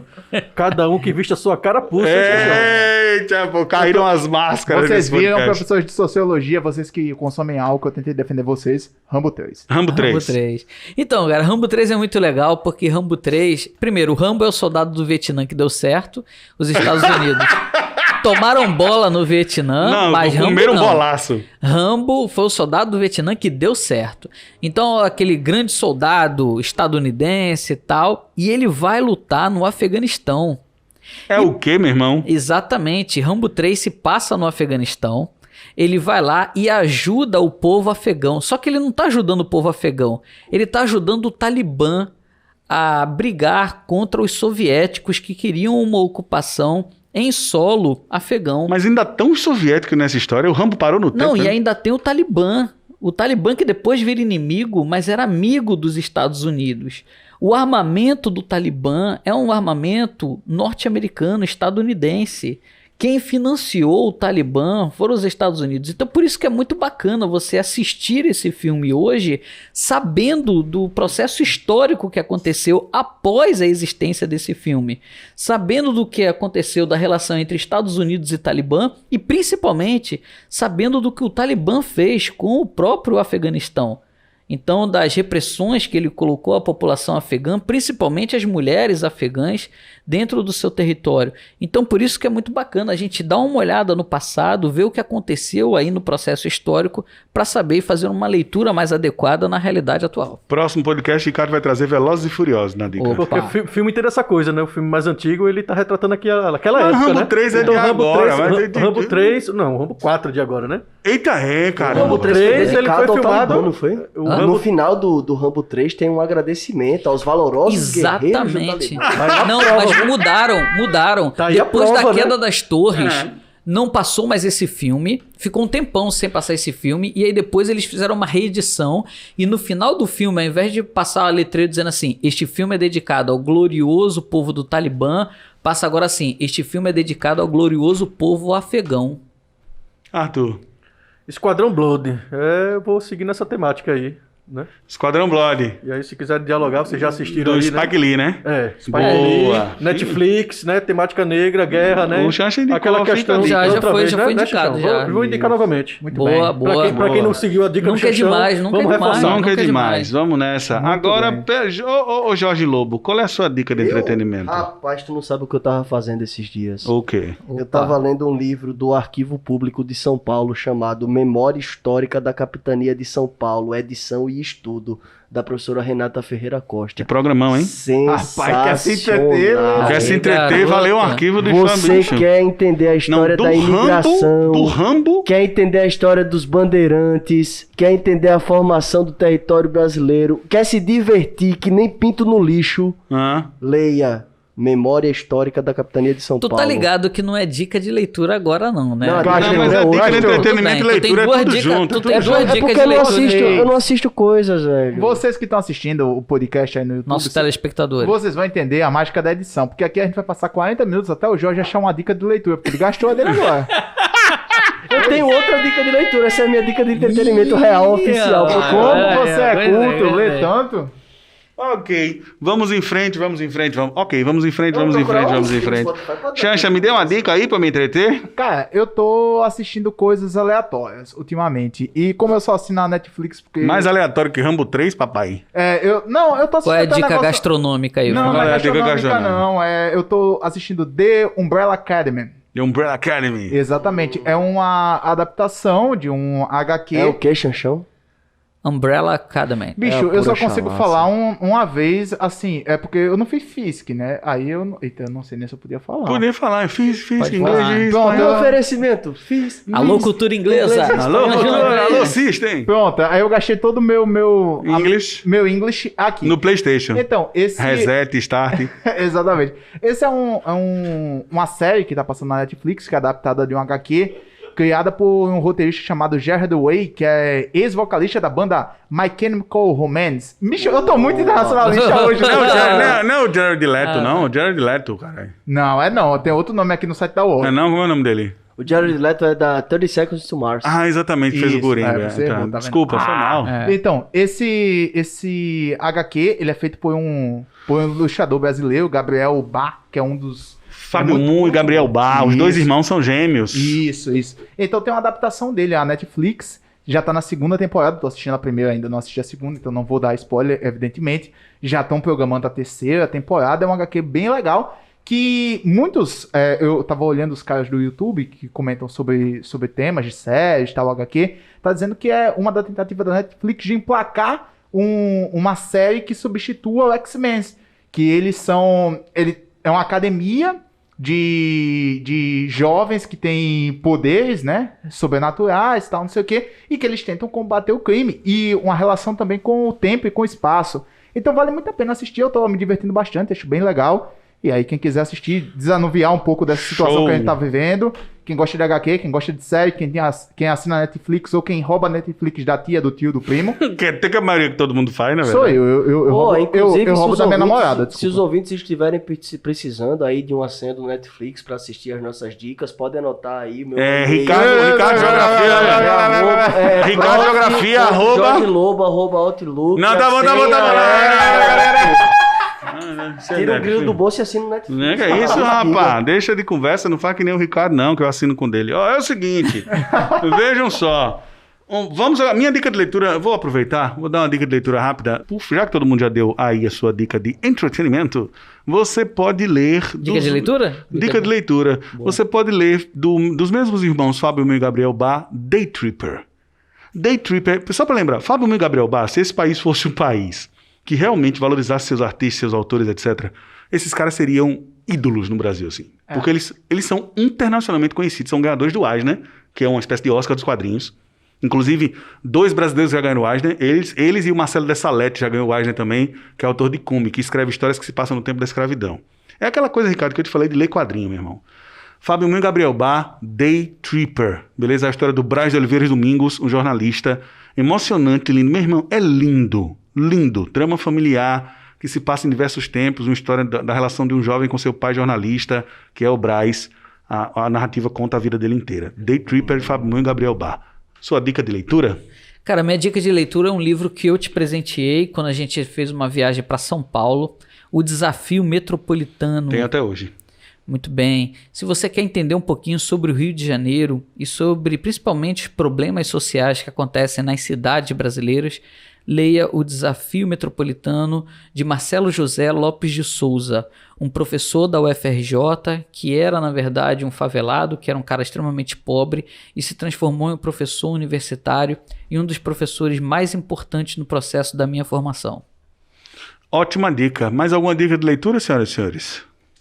Cara, dentro do espectro do Fábio Moon e do Gabriel Bá, eles traduziram, na verdade, uma obra do Neil Gaiman, que é autor de Deuses Americanos e outras obras famosas, que é o Como Falar com Garotas em Festas. É um quadrinho que os gêmeos fizeram, que é bem engraçado, é sensacional o quadrinho, é sensacional. O desenho é incrível, o roteiro é incrível. Mas a minha dica de leitura não vai ser sobre os gêmeos, o Fábio Moon e o Gabriel Bá. Na verdade, a minha dica de leitura eu só quis dar um adendo porque é uma recomendação interessante. Só fez gastar a dica do próximo podcast. Eu gostei muito desse livro. Tá? A minha dica é o seguinte.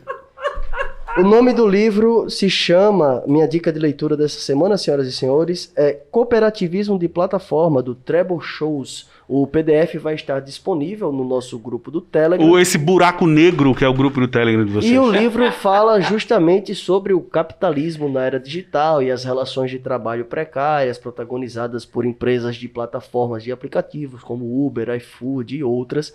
Escrito pelo Treble Shows, é um panorama interessante sobre as relações do trabalho no mundo moderno. É a minha dica de leitura dessa semana. Dica de leitura, Xanxa? Já foi? Minha dica de leitura é um livro que eu tô relendo, na verdade, para dar uma desanuviada, reproduzindo essa palavra mais uma vez. É um livro do Gabriel Garcia Marques, 100 Anos de Solidão. Não sei se você já tiver a oportunidade de ler. Sim. É um livro sensacional, assim. Eu li, na verdade, no início da graduação e tô relendo ele agora. Eu sempre Quando eu tenho tempo, na verdade, eu gosto de Porque reler os esse é o livros. tipo de livro pra você ler várias vezes a vida inteira. Exatamente, porque assim, toda releitura de livro, na verdade, ele dá uma perspectiva pega uma diferente. nova- Exatamente. Por isso que eu não gosto muito de grifar livros e tal, assim, não vem ao caso. Mas 100 Anos de Solidão é um livro muito bonito, vale a pena pra gente ler. É a indicação aí pra todos os nossos ouvintes, sejam nossos alunos, enfim, a galera que gosta da gente, acompanha nosso podcast. Comprem, eu comprei uma edição recentemente, com a edição que vem com ilustrações também, bem bonito. Vale a pena você ter em casa, é um clássico. Gabriel Garcia Marques, aniversaria nos dias 6 de março. Terminamos nossa dica de leitura? Sim. Podemos agora falar sobre esporte. Vamos embora? Podemos. Vamos embora? Por que a gente vai embora? Por que a gente vai embora, Eu não Ricardo? quero mais falar sobre isso, não. Bola na trave, cantaram pra cá. Bola na área, sem ninguém pra cá. Vai se A bola na rede pra fazer o Xaxão, gol. segura a placa. Segura a placa. Só Segura a pode placa. segurar essa placa quem tá na quarta fase da Copa do Brasil. Quem É tem isso um aí. artilheiro da Série B e o artilheiro do Brasil. É isso aí. Meu Léo time Gam- não está na quarta fase da Léo Copa Gamalho, do Brasil. eu te amo. Se você estiver ouvindo esse podcast em qualquer canto do mundo, eu te amo. Inclusive, esse podcast, nós temos uma empresa chamada Barbearia Pequenina que está oferecendo cabelo e barba pro Léo Gamalho Não, você durante é o resto da vida. doido.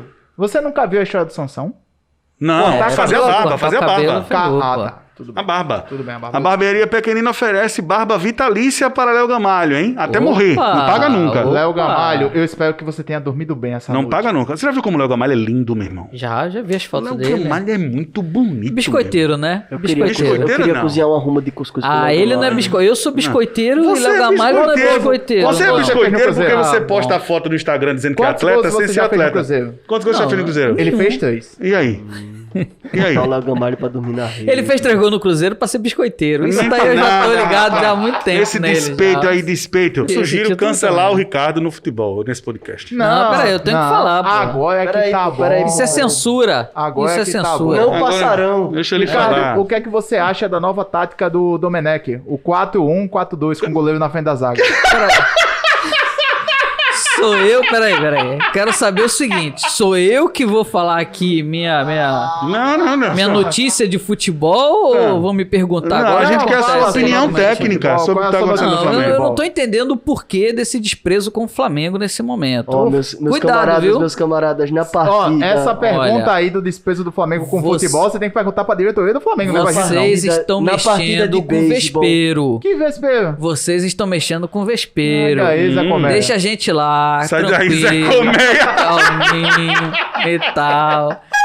Deixa a gente lá calminho, tranquilo, lá na zona de rebaixamento. Deixa a gente lá, Ó, não vou mexe ligar- com a gente não. Deixa Eu vou que o ligar cheirinho pro ainda não Atlético chegou. Goianiense aqui, vai dar uma confusão exatamente, danada. viu? Exatamente. Ô, Jorjão, dê uma dica de esporte aí pra Cara, nós. não é bem uma dica de esporte, é porque eu tava acompanhando o beisebol. Beisebol, papai. Beisebol, eu tava vendo a partida dos Mets contra Sim. os Marlins. Sim. Os Mets de Nova York e os Marlins de Miami. E dentro daquilo que a gente tava Quem ganhou? debatendo, ninguém, na verdade. Como é que é? Empate? Os dois times saíram de campo, fizeram 1 minuto de silêncio. Foi 1 minuto não, foram 43 segundos. Ficou 43 segundos. Que é o número da camisa do primeiro jogador de beisebol negro. Fizeram um tempo de Caramba, silêncio, cara, o que- time ficou perfilado, todo mundo tirou o boné. Estenderam na placa principal do campo, que é um campo de beisebol, na home plate, né, como chamam, uma camisa do Black Lives Matter e todos os atletas saíram do jogo e a partida foi cancelada. Diversos esportes, como o basquete e o beisebol agora, estão aderindo. No futebol Cara, eu mundial. queria ver alguma coisa Bicho, assim no no futebol mundial, Eu cara, queria foi- ver. Se o Foi uma Ronaldinho cena- algo Gaúcho perto, tivesse cena de saído do arrepiar, campo pô. quando O jogasse. técnico fez Veja, assim, quantas tirou o atitudes boné. de Tu racismo. falando, eu já tô arrepiado. Tirou Bicho. o boné. aí- O que aconteceu no jogo? Foi uma partida na quinta-feira entre os New York Mets e o Miami Marlins. Salvo engano, e a minha leitura é pouca, vocês devem saber sobre esportes, os Marlins eram favoritos da temporada. Era um dos favoritos para ser campeão da temporada de beisebol.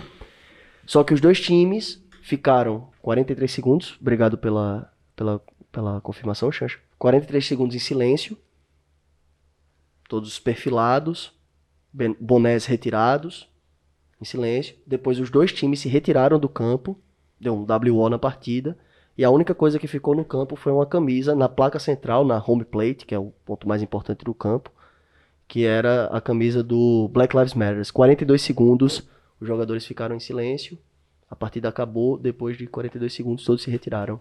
Essa seria a minha notícia de esportes.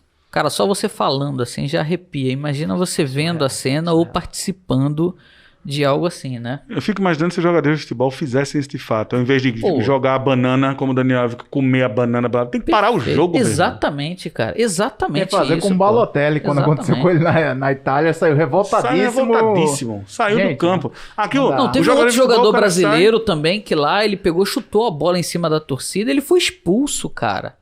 Ele foi esportiva, porque o que a torcida tava fazendo era muito exatamente, esportivo. Exatamente, cara. Então, assim, o futebol é bizarro no cenário mundial, cara. Não é só aqui no Brasil, não. Pois é. O futebol é reacionaríssimo. E nesse exemplo aí que o Jorge está dando, assim, não houve nada na partida, né?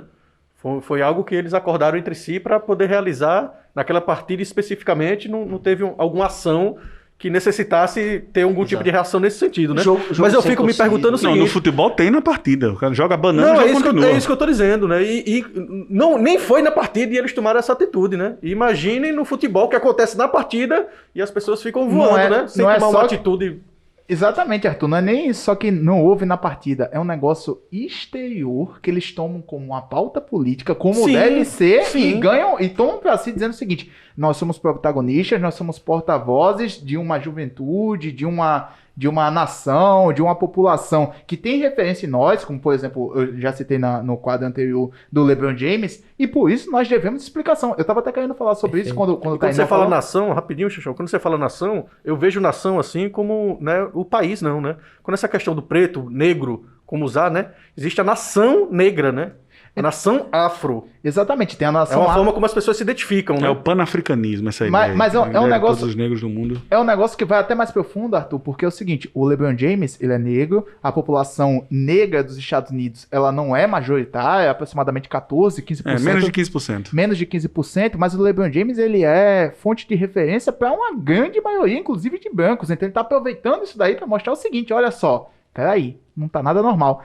Um negócio, e dos momentos ápice, digamos assim, do LeBron James foi quando uma entrevistadora, um repórter, melhor dizendo, da ESPN, disse, tem até isso no YouTube, quem quiser pesquisar pode pesquisar, você tem que ficar, não é que você tem que ficar calado, mas assim, você deve jogar. E ele disse o seguinte, peraí, eu não sou só um cara que arremessa bolas pra cesta.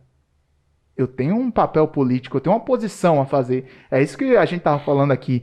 Tipo, imagina as proporções de um jogador de futebol. Tu falou Ronaldinho Gaúcho. Imagina, assim, é como se um Neymar, digamos assim, que é referência esportista aqui no Brasil, fizesse um negócio desse. Tomasse uma pauta política pra si e dizer, peraí, eu posso cumprir um papel, eu posso ser um agente na história, e porque o cara tem a noção da importância dele. É uma pauta política extremamente humanista, gente. Exato. É viver numa sociedade em que o racismo não paute a vida das pessoas. Vale lembrar que já tivemos exemplos disso também no futebol, tá? Na década de 80, o Corinthians teve a democracia corintiana, que foi extremamente importante na história política brasileira, inclusive com dois grandes atletas, o Sócrates e o Casagrande, como figuras representativas. Para não esquecer também o Vladimir, para não esquecer o Vladimir, que foi o negro da democracia corintiana, que era o Vladimir. Boa, né? Exato. E o que eu me lembro assim da última foi a seleção argentina que se recusou a jogar com a seleção do Estado de Israel porque havia um conflito, havia um momento o Estado de Israel não é um Estado legítimo. Exatamente, um momento de instabilidade com os palestinos e eles resolveram, já tinham um jogo marcado, já havia sido pago tudo e tal, e eles resolveram simplesmente não jogar porque eles não concordavam com a atuação do Estado de Israel e os jogadores decidiram isso no vestiário, entre eles. Então assim, existem casos, mas esses casos eles são muito mais isolados do que os casos, por exemplo, que a gente observa nos Estados Unidos em relação à NBA. Bom, só para a gente não fazer uma injustiça histórica aqui, há figuras muito importantes também, com Reinaldo, jogador do Atlético, que comemorava com o punho levantado. Das Panteras Negras. Você tem muita gente aí que tentou. Você tem figuras que foram pop no futebol mundial, Jorge Best, o atacante inglês, que era uma figura pop, revolucionária da contracultura na época. Você tem o Afonsinho, que foi jogador de futebol durante o período da abertura política foi uma figura muito importante, que tá meu caro amigo Afonsinho, que virou música. Um jogador francês que jogava na Inglaterra, que Eric deu Cantona, a famosa voadora do Cantona. Exatamente. Então, quer dizer, você tem figuras que... mas isso não é uma coisa no futebol que... Apesar de ter figuras muito inteligentes recentemente, o próprio Alex, o Alex Cabeção, camisa da seleção brasileira. Juninho Pernambucano. Você tem figuras que... Juninho Pernambucano, inclusive, se manifestou politicamente já. Mas no futebol pagou por isso. E pagou por isso, foi demitido da Globo. Hoje tá num lugar muito pior do que a Globo, né? Que ele é só dirigente do Lyon na França. Tá muito preocupado com o emprego dele na Globo. Sim. Agora eu queria que todo mundo se concentrasse no Ricardo. Opa! Por favor, se debrucem para ouvi-lo falar sobre o Flamengo. Vamos lá. Então, assim, minha fala sobre futebol é falar sobre a importância que tem um treinador.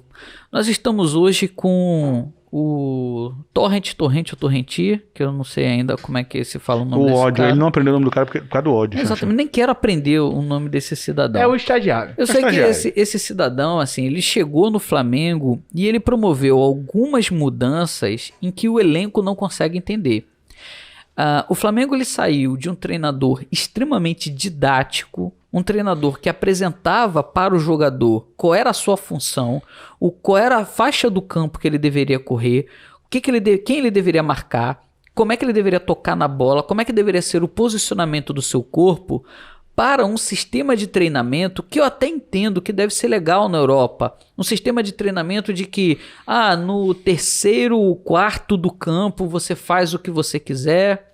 Aí ele pegou e falou que contra o Botafogo, se o Botafogo modificar a sua estrutura de posicionamento, vocês que entraram no 4-3-3, vocês passam agora para um 4-5-2. E não disse mais absolutamente nada para os jogadores.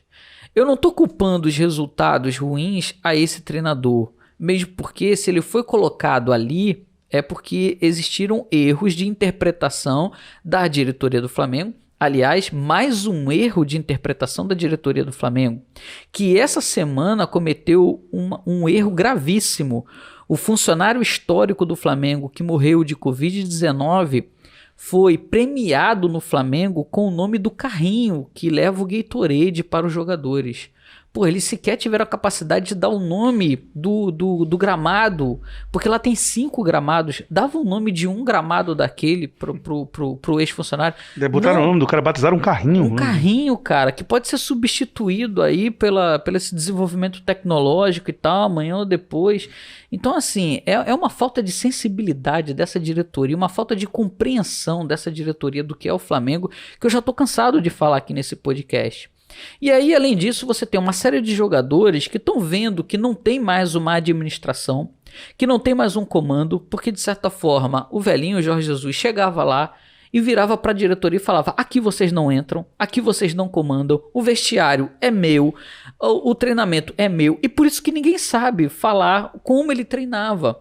Ninguém que está lá no Flamengo sabe dizer: não, pô, treina assim, assim, assim, que a gente vai reproduzir aquilo que o Jorge Jesus fazia, porque ninguém podia acompanhar. Então o velhinho ele chegava lá e montava a estrutura dele. Ele determinou para cada um dos seus atletas o que deveria fazer e ele era muito honesto, ele era muito sincero. No início desse ano, ele chegou para os jogadores que foram contratados, Pedro, o outro rapaz lá do Cruzeiro, o rapaz que veio do Goiás e tal, o menino que era uma flecha, não sei o que. Chegou para todos, o Michael, chegou para todos eles e falou o seguinte: prioridade é para quem já é da casa. Vocês têm que correr atrás de alguma vaga que tiver aqui que possa apresentar para vocês. Então, esse atual treinador, ele tira o Arrascaeta sem nenhum tipo de justificativa.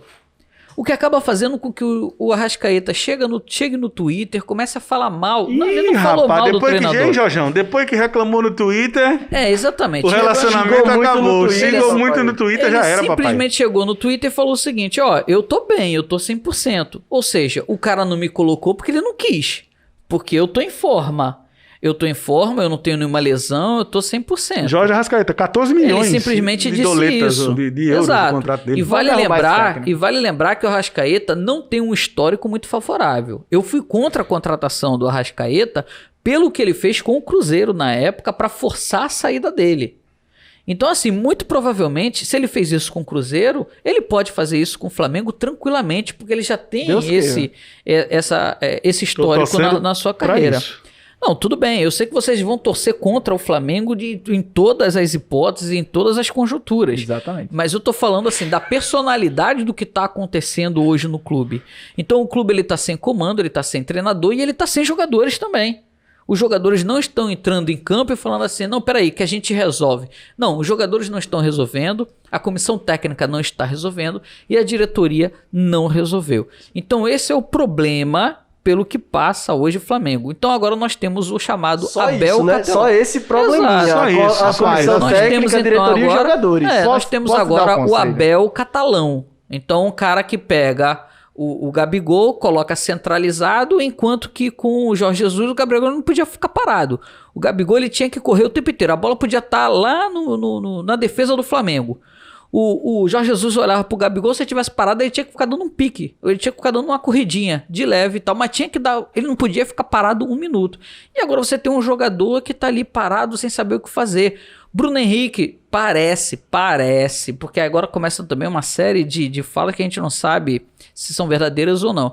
Parece que o Bruno Henrique pediu para a diretoria para ir jogar com o Jorge Jesus lá no Benfica. Tá certo Ih, ele. rapaz, saudade da minha ex. Exatamente, ele falou, não, eu quero ir jogar com o velhinho lá no Benfica. E o velhinho lá também não tá com vida fácil não, porque não pensem vocês que ele tá falando mais do Flamengo do que do próprio Benfica. E a imprensa portuguesa, Ele tá falando do Flamengo a lá. própria imprensa portuguesa já tá começando a reclamar do Jorge Jesus. Peraí, porra, tua referência agora é só Flamengo? Você só fala do Flamengo aí? I love you. Quando é que você vai efetivamente separar aí do Flamengo? E ele tá cobrando os reforços que o presidente prometeu para ele.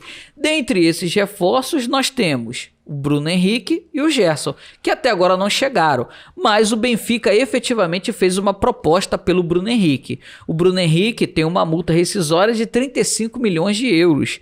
E o Benfica ofereceu 10 milhões de euros e um atacante reserva que tem lá deles. Rapaz, se você quiser Olha, meu gol, eu querido. posso te emprestar logo o Amalho. Esse rapaz tá precisando fazer Você gol, tá meu irmão. falando Léo tanto Gamalho, aí, Léo Gamalho. Exato. O que é que você tá, você quer ser feliz? Eu falei alguma coisa Vem contra o pro Léo meu Gamalho? mundo. Você quer ser feliz? Vem pro meu Gamalhe-se. mundo.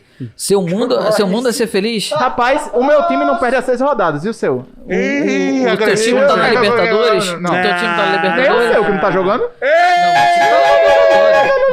Meu time tá na Libertadores. Tá na Libertadores, o Tá na quê? Libertadores. Até quando? Tá na classificação da Libertadores, inclusive. Aonde? Meu Na time, zona de já foi, rebaixamento? meu time já foi campeão Calma, esse Moreno. ano de Ih, campeonato calma, brasileiro, de Tenha campeonato calma, Moreno. internacional. A única Então, coisa assim, que eu entendo com certeza de futebol é que o título de 87 é do esporte. Exato. Calma, Moreno. Então, Você não assim, entende ou- nada.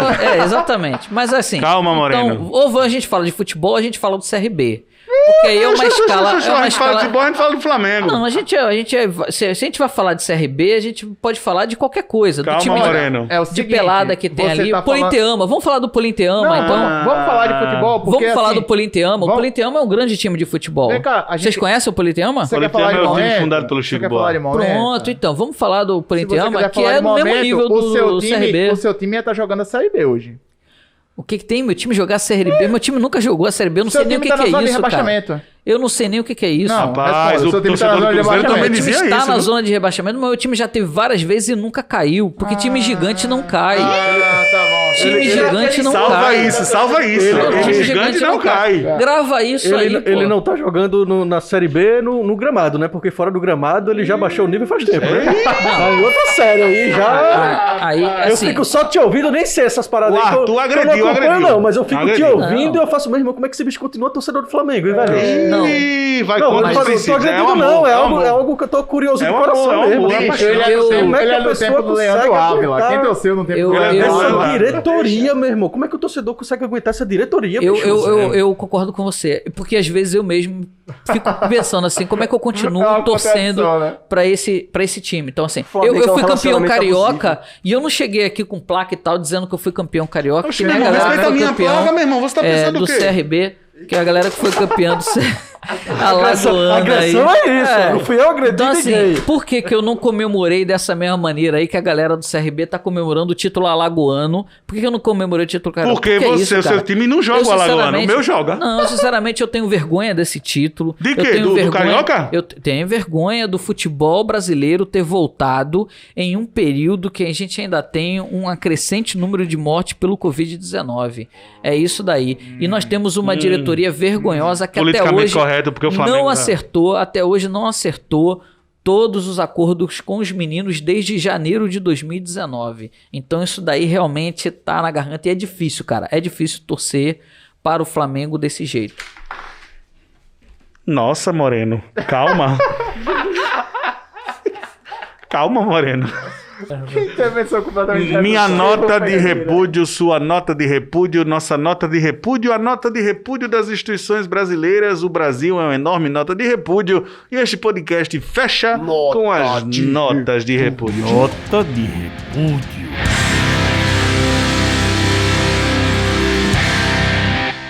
Vamos começar. A nota de repúdio do professor Ricardo. Nota de repúdio do professor Ricardo. Cadê meu celular? Não tá... A nota de repúdio vai a Samsung. A nota de repúdio... Já não faz celular funcional. Já que a nota de repúdio é sobre celular, eu vou soltar a minha nota de repúdio aqui. Manda. Eu quero dizer o seguinte. Arthur, nota eu quero de dar, repúdio. eu quero dar uma dica aí de compra aí, tá? Pra vocês aí. Certo. Quando vocês forem comprar o celular, vocês procurem saber se o celular tem É prova a d'água. certificação IP68. Tá? O que é a certificação IP68? O primeiro número tem a ver com proteção de sólidos, ou seja, poeiras. O segundo número com proteção de líquidos, que seria né, água ou coisas boa. afim. Então, assim, vocês não correm o risco de perder o celular se o celular molhar, assim como eu perdi hoje, né? Não, mas peraí, como é que seu celular molhou? A minha nota de repúdio é porque meu celular não tinha proteção IP68. Mas eu imagino que ele levou chuva. Já levou uma chuvinha É, e né? sobreviveu. Então, o que fez com que se uma máquina que sobrevive à chuva parasse? Veio um dilúvio? Exatamente uma máquina de lavar. Hoje eu lavei meu celular. Aí sem é querer. brincadeira, aí é puta que Botei o bicho pra bater na máquina de lavar e não me Aí liguei. é Mas brincadeira. peraí, você esqueceu no bolso da calça, por isso que ele ficou na Não, máquina. eu tava assistindo ele tava preso na tampa da máquina de lavar. Ah, e depois... você usou a tampa Aí da eu máquina fechei de a tampa, lavar? pra poder assistir, né? Tava as roupas lá Pendurando no varal. as roupas? Pendurando as roupas no varal. E aí eu fui lavar as máscaras e tampei o... Não, pô, você imagina que coisa espetacular. O celular tava na tampa da máquina de lavar e caiu onde? Na máquina de lavar, ué. Olha que Ó, coisa, quem você não imaginaria? imaginava isso? Já aconteceu uma vez. Aí Já eu- aconteceu uma vez e aconteceu agora de novo. Eu, se fosse você, eu tentava a terceira. Só pra ver. se ele sobrevive. Pra velho. confirmar. O barulho Confirmar. parece de É a construção famosa civil. prova dos 9. Exatamente. Eu pensei que tinha quebrado a máquina. Pô, essa máquina tá com um barulho estranho, cara. O que é isso que tá Blá, blá, O blá, acontecendo? celular blá, lá blá, dentro. blá, blá, blá, blá, blá, blá. Saiu, meu irmão, e funcionar não tava não. Agora, meu irmão, saiu cheiroso, velho. Ao vivo, ao vivo. Rapaz, já vi gente lavar dinheiro. Lavar dinheiro. Agora, lavar o celular foi bem... imagina agora. Moço, o senhor tem um celular aí que resista à água? Tem esse daqui. E a lavagem na máquina de lavar? Você tem? Olha que coisa. E a sabão líquido? E a sabão líquido? Você E tem? diz que se você botar o Arial Vênus de Poder 5 2 litros. Multi, limpa a memória todinha. Se você não tá vendo, você apaga as fotos. Muito bem, nota de repúdio do Arthur. Maciez é Motorola. Deixa quieto. O celular sai fofinho. Sua nota de repúdio, professor Ricardo. Minha nota de repúdio vai pra todo mundo, assim como eu, que ofendeu o Robert Pattinson, que seria o Batman do novo filme agora de 2021. Eu só ofendi quando ele fez Crepúsculo. Cara, eu achei que essa fada do Crepúsculo seria um péssimo Batman. Eu vi o teaser que apareceu agora da DC, do filme que será Meu lançado irmão, eu agora. vi também, que ele quebra os caras tudinho. Meu amigo, que Batman Revolt. Pô, Que Batman louco, doido. Então, assim, pô, parabéns ao ator. é uma E, nota de assim, repúdio que é uma exaltação, né? É uma nota de repúdio pra mim. É uma nota de repúdio pra mim, eu pra tava todo percebendo, Eu mundo. tava percebendo que era pra você mesmo. essa Então, eu nota aí. falei isso, pô. É uma nota de repúdio pra mim, Meteu pra o pau todo no Robert mundo que Pattinson. falou que essa fada do Crepúsculo não poderia Essa fazer... fada do Essa Crepúsculo. fada. Essa fada do Crepúsculo. Fada do A Crepúsculo safada do Crepúsculo. não poderia fazer Olha, ele esse sabe Batman. fazer trocadilhos. Mas quem acompanha esse ator aí conhece que Cara, o ele bicho já faz uns filmes aí Eu lá. Ele não fez o acompanho. Fada. lado B, muita atuação, muito Exatamente, decente, muito cara, decente. exatamente. Fala em outra coisa. Inclusive, ele fez o Farol com Ilha Defoe agora, que é um filmão também. Xanxa, sua nota de repúdio. Passa logo pro Jorge. que eu Jorge, tô sua preparado. nota de Minha repúdio. nota de repúdio vai para todos os usuários e usuárias do WhatsApp que não sabem trabalhar com memes super engraçados e fazem com que eles passem da validade em uma semana. Eu estou extremamente perturbado com o fato dos áudios do grande Estevão Ferreira, que viralizaram no WhatsApp, terem simplesmente perdido a graça porque eles foram consumidos de uma maneira muito rápida. Jorge, tem um tempo de consumo do meme? Eu sei, eu conheço um meme. Meme é a menor unidade de informação possível. Ele serve para ser perecível, ele serve para desaparecer e nunca mais existir. O problema era um meme muito bom, velho. E morreu. E morreu. Museu do Meme no Brasil. Xanxa, sua nota de repúdio. A minha nota de repúdio vai toda a sociedade brasileira que é preconceituosa. É preconceituosa porque achava que ia encontrar libertinagem em movimento estudantil, em DCE, na esquerda, quando na verdade às vezes está na direita evangélica. Ih, rapaz. Rapaz. No pastor, na pastora. Na Flor de Lis, Flor de Lis? É o famoso... Eu aprendi com jovens, se eu estiver usando errado, me desculpe. É o famoso rebuceteio. Ninguém sabe quem pega quem. Pode deixar isso. Porque, Ninguém vamos lá. sabe quem Você tá pega falando o quem. quê? Deixa eu imaginar o que você tá falando. Você tá falando É a mãe que pega o filho e engravida do tio e ela é o... Eu não entendi. Como diz o sociólogo Celso de Barros, normal isso. Normal isso. Normal A isso. Flor de Lis, ela... Deixa eu ver se eu entendi. Já deu de Javan. É, é aquela que foi presa agora, tá sendo presa, o filho foi preso, assassinou o marido, Não, não é ela isso? tem imunidade parlamentar. Ela tem imunidade. Mas, tipo, ela casou com o cara. O cara era pastor com ela também, né? O cara, Isso. na verdade, Que é que eu fiz no começo do filho podcast. adotivo dela Hã? e namorado da filha adotiva dela. Rapaz. Então ele era ao mesmo tempo enteado Era um incesto adotivo. Não, ele é um sexto adotivo, o maluco. Namorado e enteado. e... Não, ele era filho- Não, era namorado da filha e filho adotivo dela.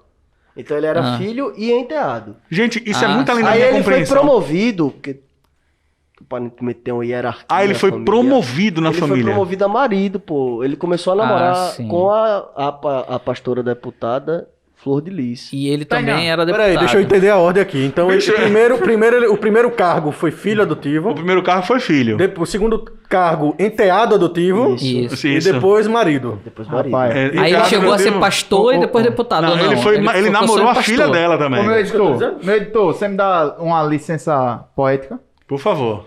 Aqui, eu esqueci de avisar, eu poderia ter dado como dica de entretenimento. Vai. Vai, tá valendo ainda, vai. Tá valendo ainda. Eu recebi um link do YouTube com um documentário chamado Flor de Lis, baixa uma palavra para mudar, missionária.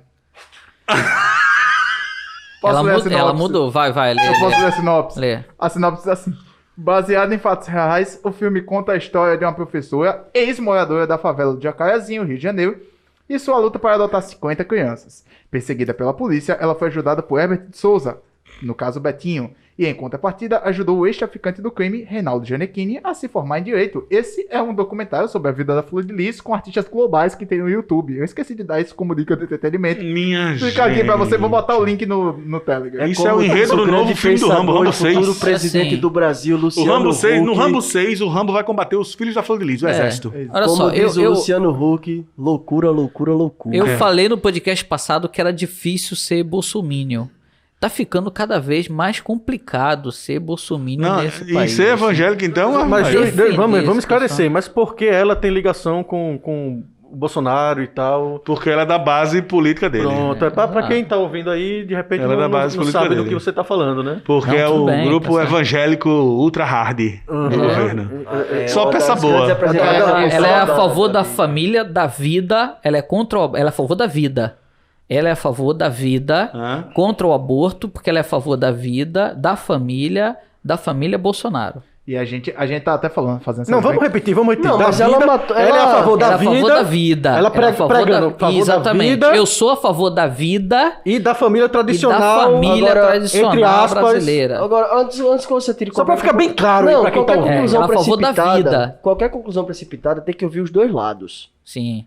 Ela alega que ele está sendo acusado aí do assassinato do próprio marido, que é ex-filho e ex-enteado, que ela fez isso porque o divórcio ou qualquer coisa do gênero seria visto de maneira negativa na comunidade religiosa. Sim. Então você não pode julgar porque ela tirou a vida Matar da outra pode pessoa, separar, porque ia não. pegar mal o exatamente. divórcio. Matar pode separar. Separar não. ia pagar mal, né? Pagar mal, entendi. Não, a gente tá fazendo piada aqui, mas que eu ia fazer uma problematização séria. Imagina se a Flor de Lis fosse a mãe de santo. Se a gente tava fazendo esse tipo de brincadeira. Nossa, Isso tava- Ela tinha tava sendo dado- linchada agora Isso publicamente. tava- E todos os jornais falando sobre a relação promíscua Exato. das religiões de matriz africana no Brasil. Principalmente ela e toda a base de representantes públicos dos evangélicos Exato. estariam nesse exato momento falando, olha aí, ó. Ia baixar até uma lei contra os terreiros. Será que já aconteceu isso em Alagoas? Oh, O quebra, na mesma 1912. semana. Muito bem, minha nota de repúdio vai para a revista Carta Capital, Que é isso, pô. que estampou o Neymar na capa, chorando depois da perda agora da Champions League, associando o fracasso do Brasil ao fracasso do Neymar. Talvez tenha sido não dá. escrito Faltou pela família, pauta, né? Pela família. Com pauta, né? perfeito, Pelo perfeito. amor de Pode ter Deus. sido. Pode ter sido escrito pelo Rui Costa Pimenta, que é o cara do PCO.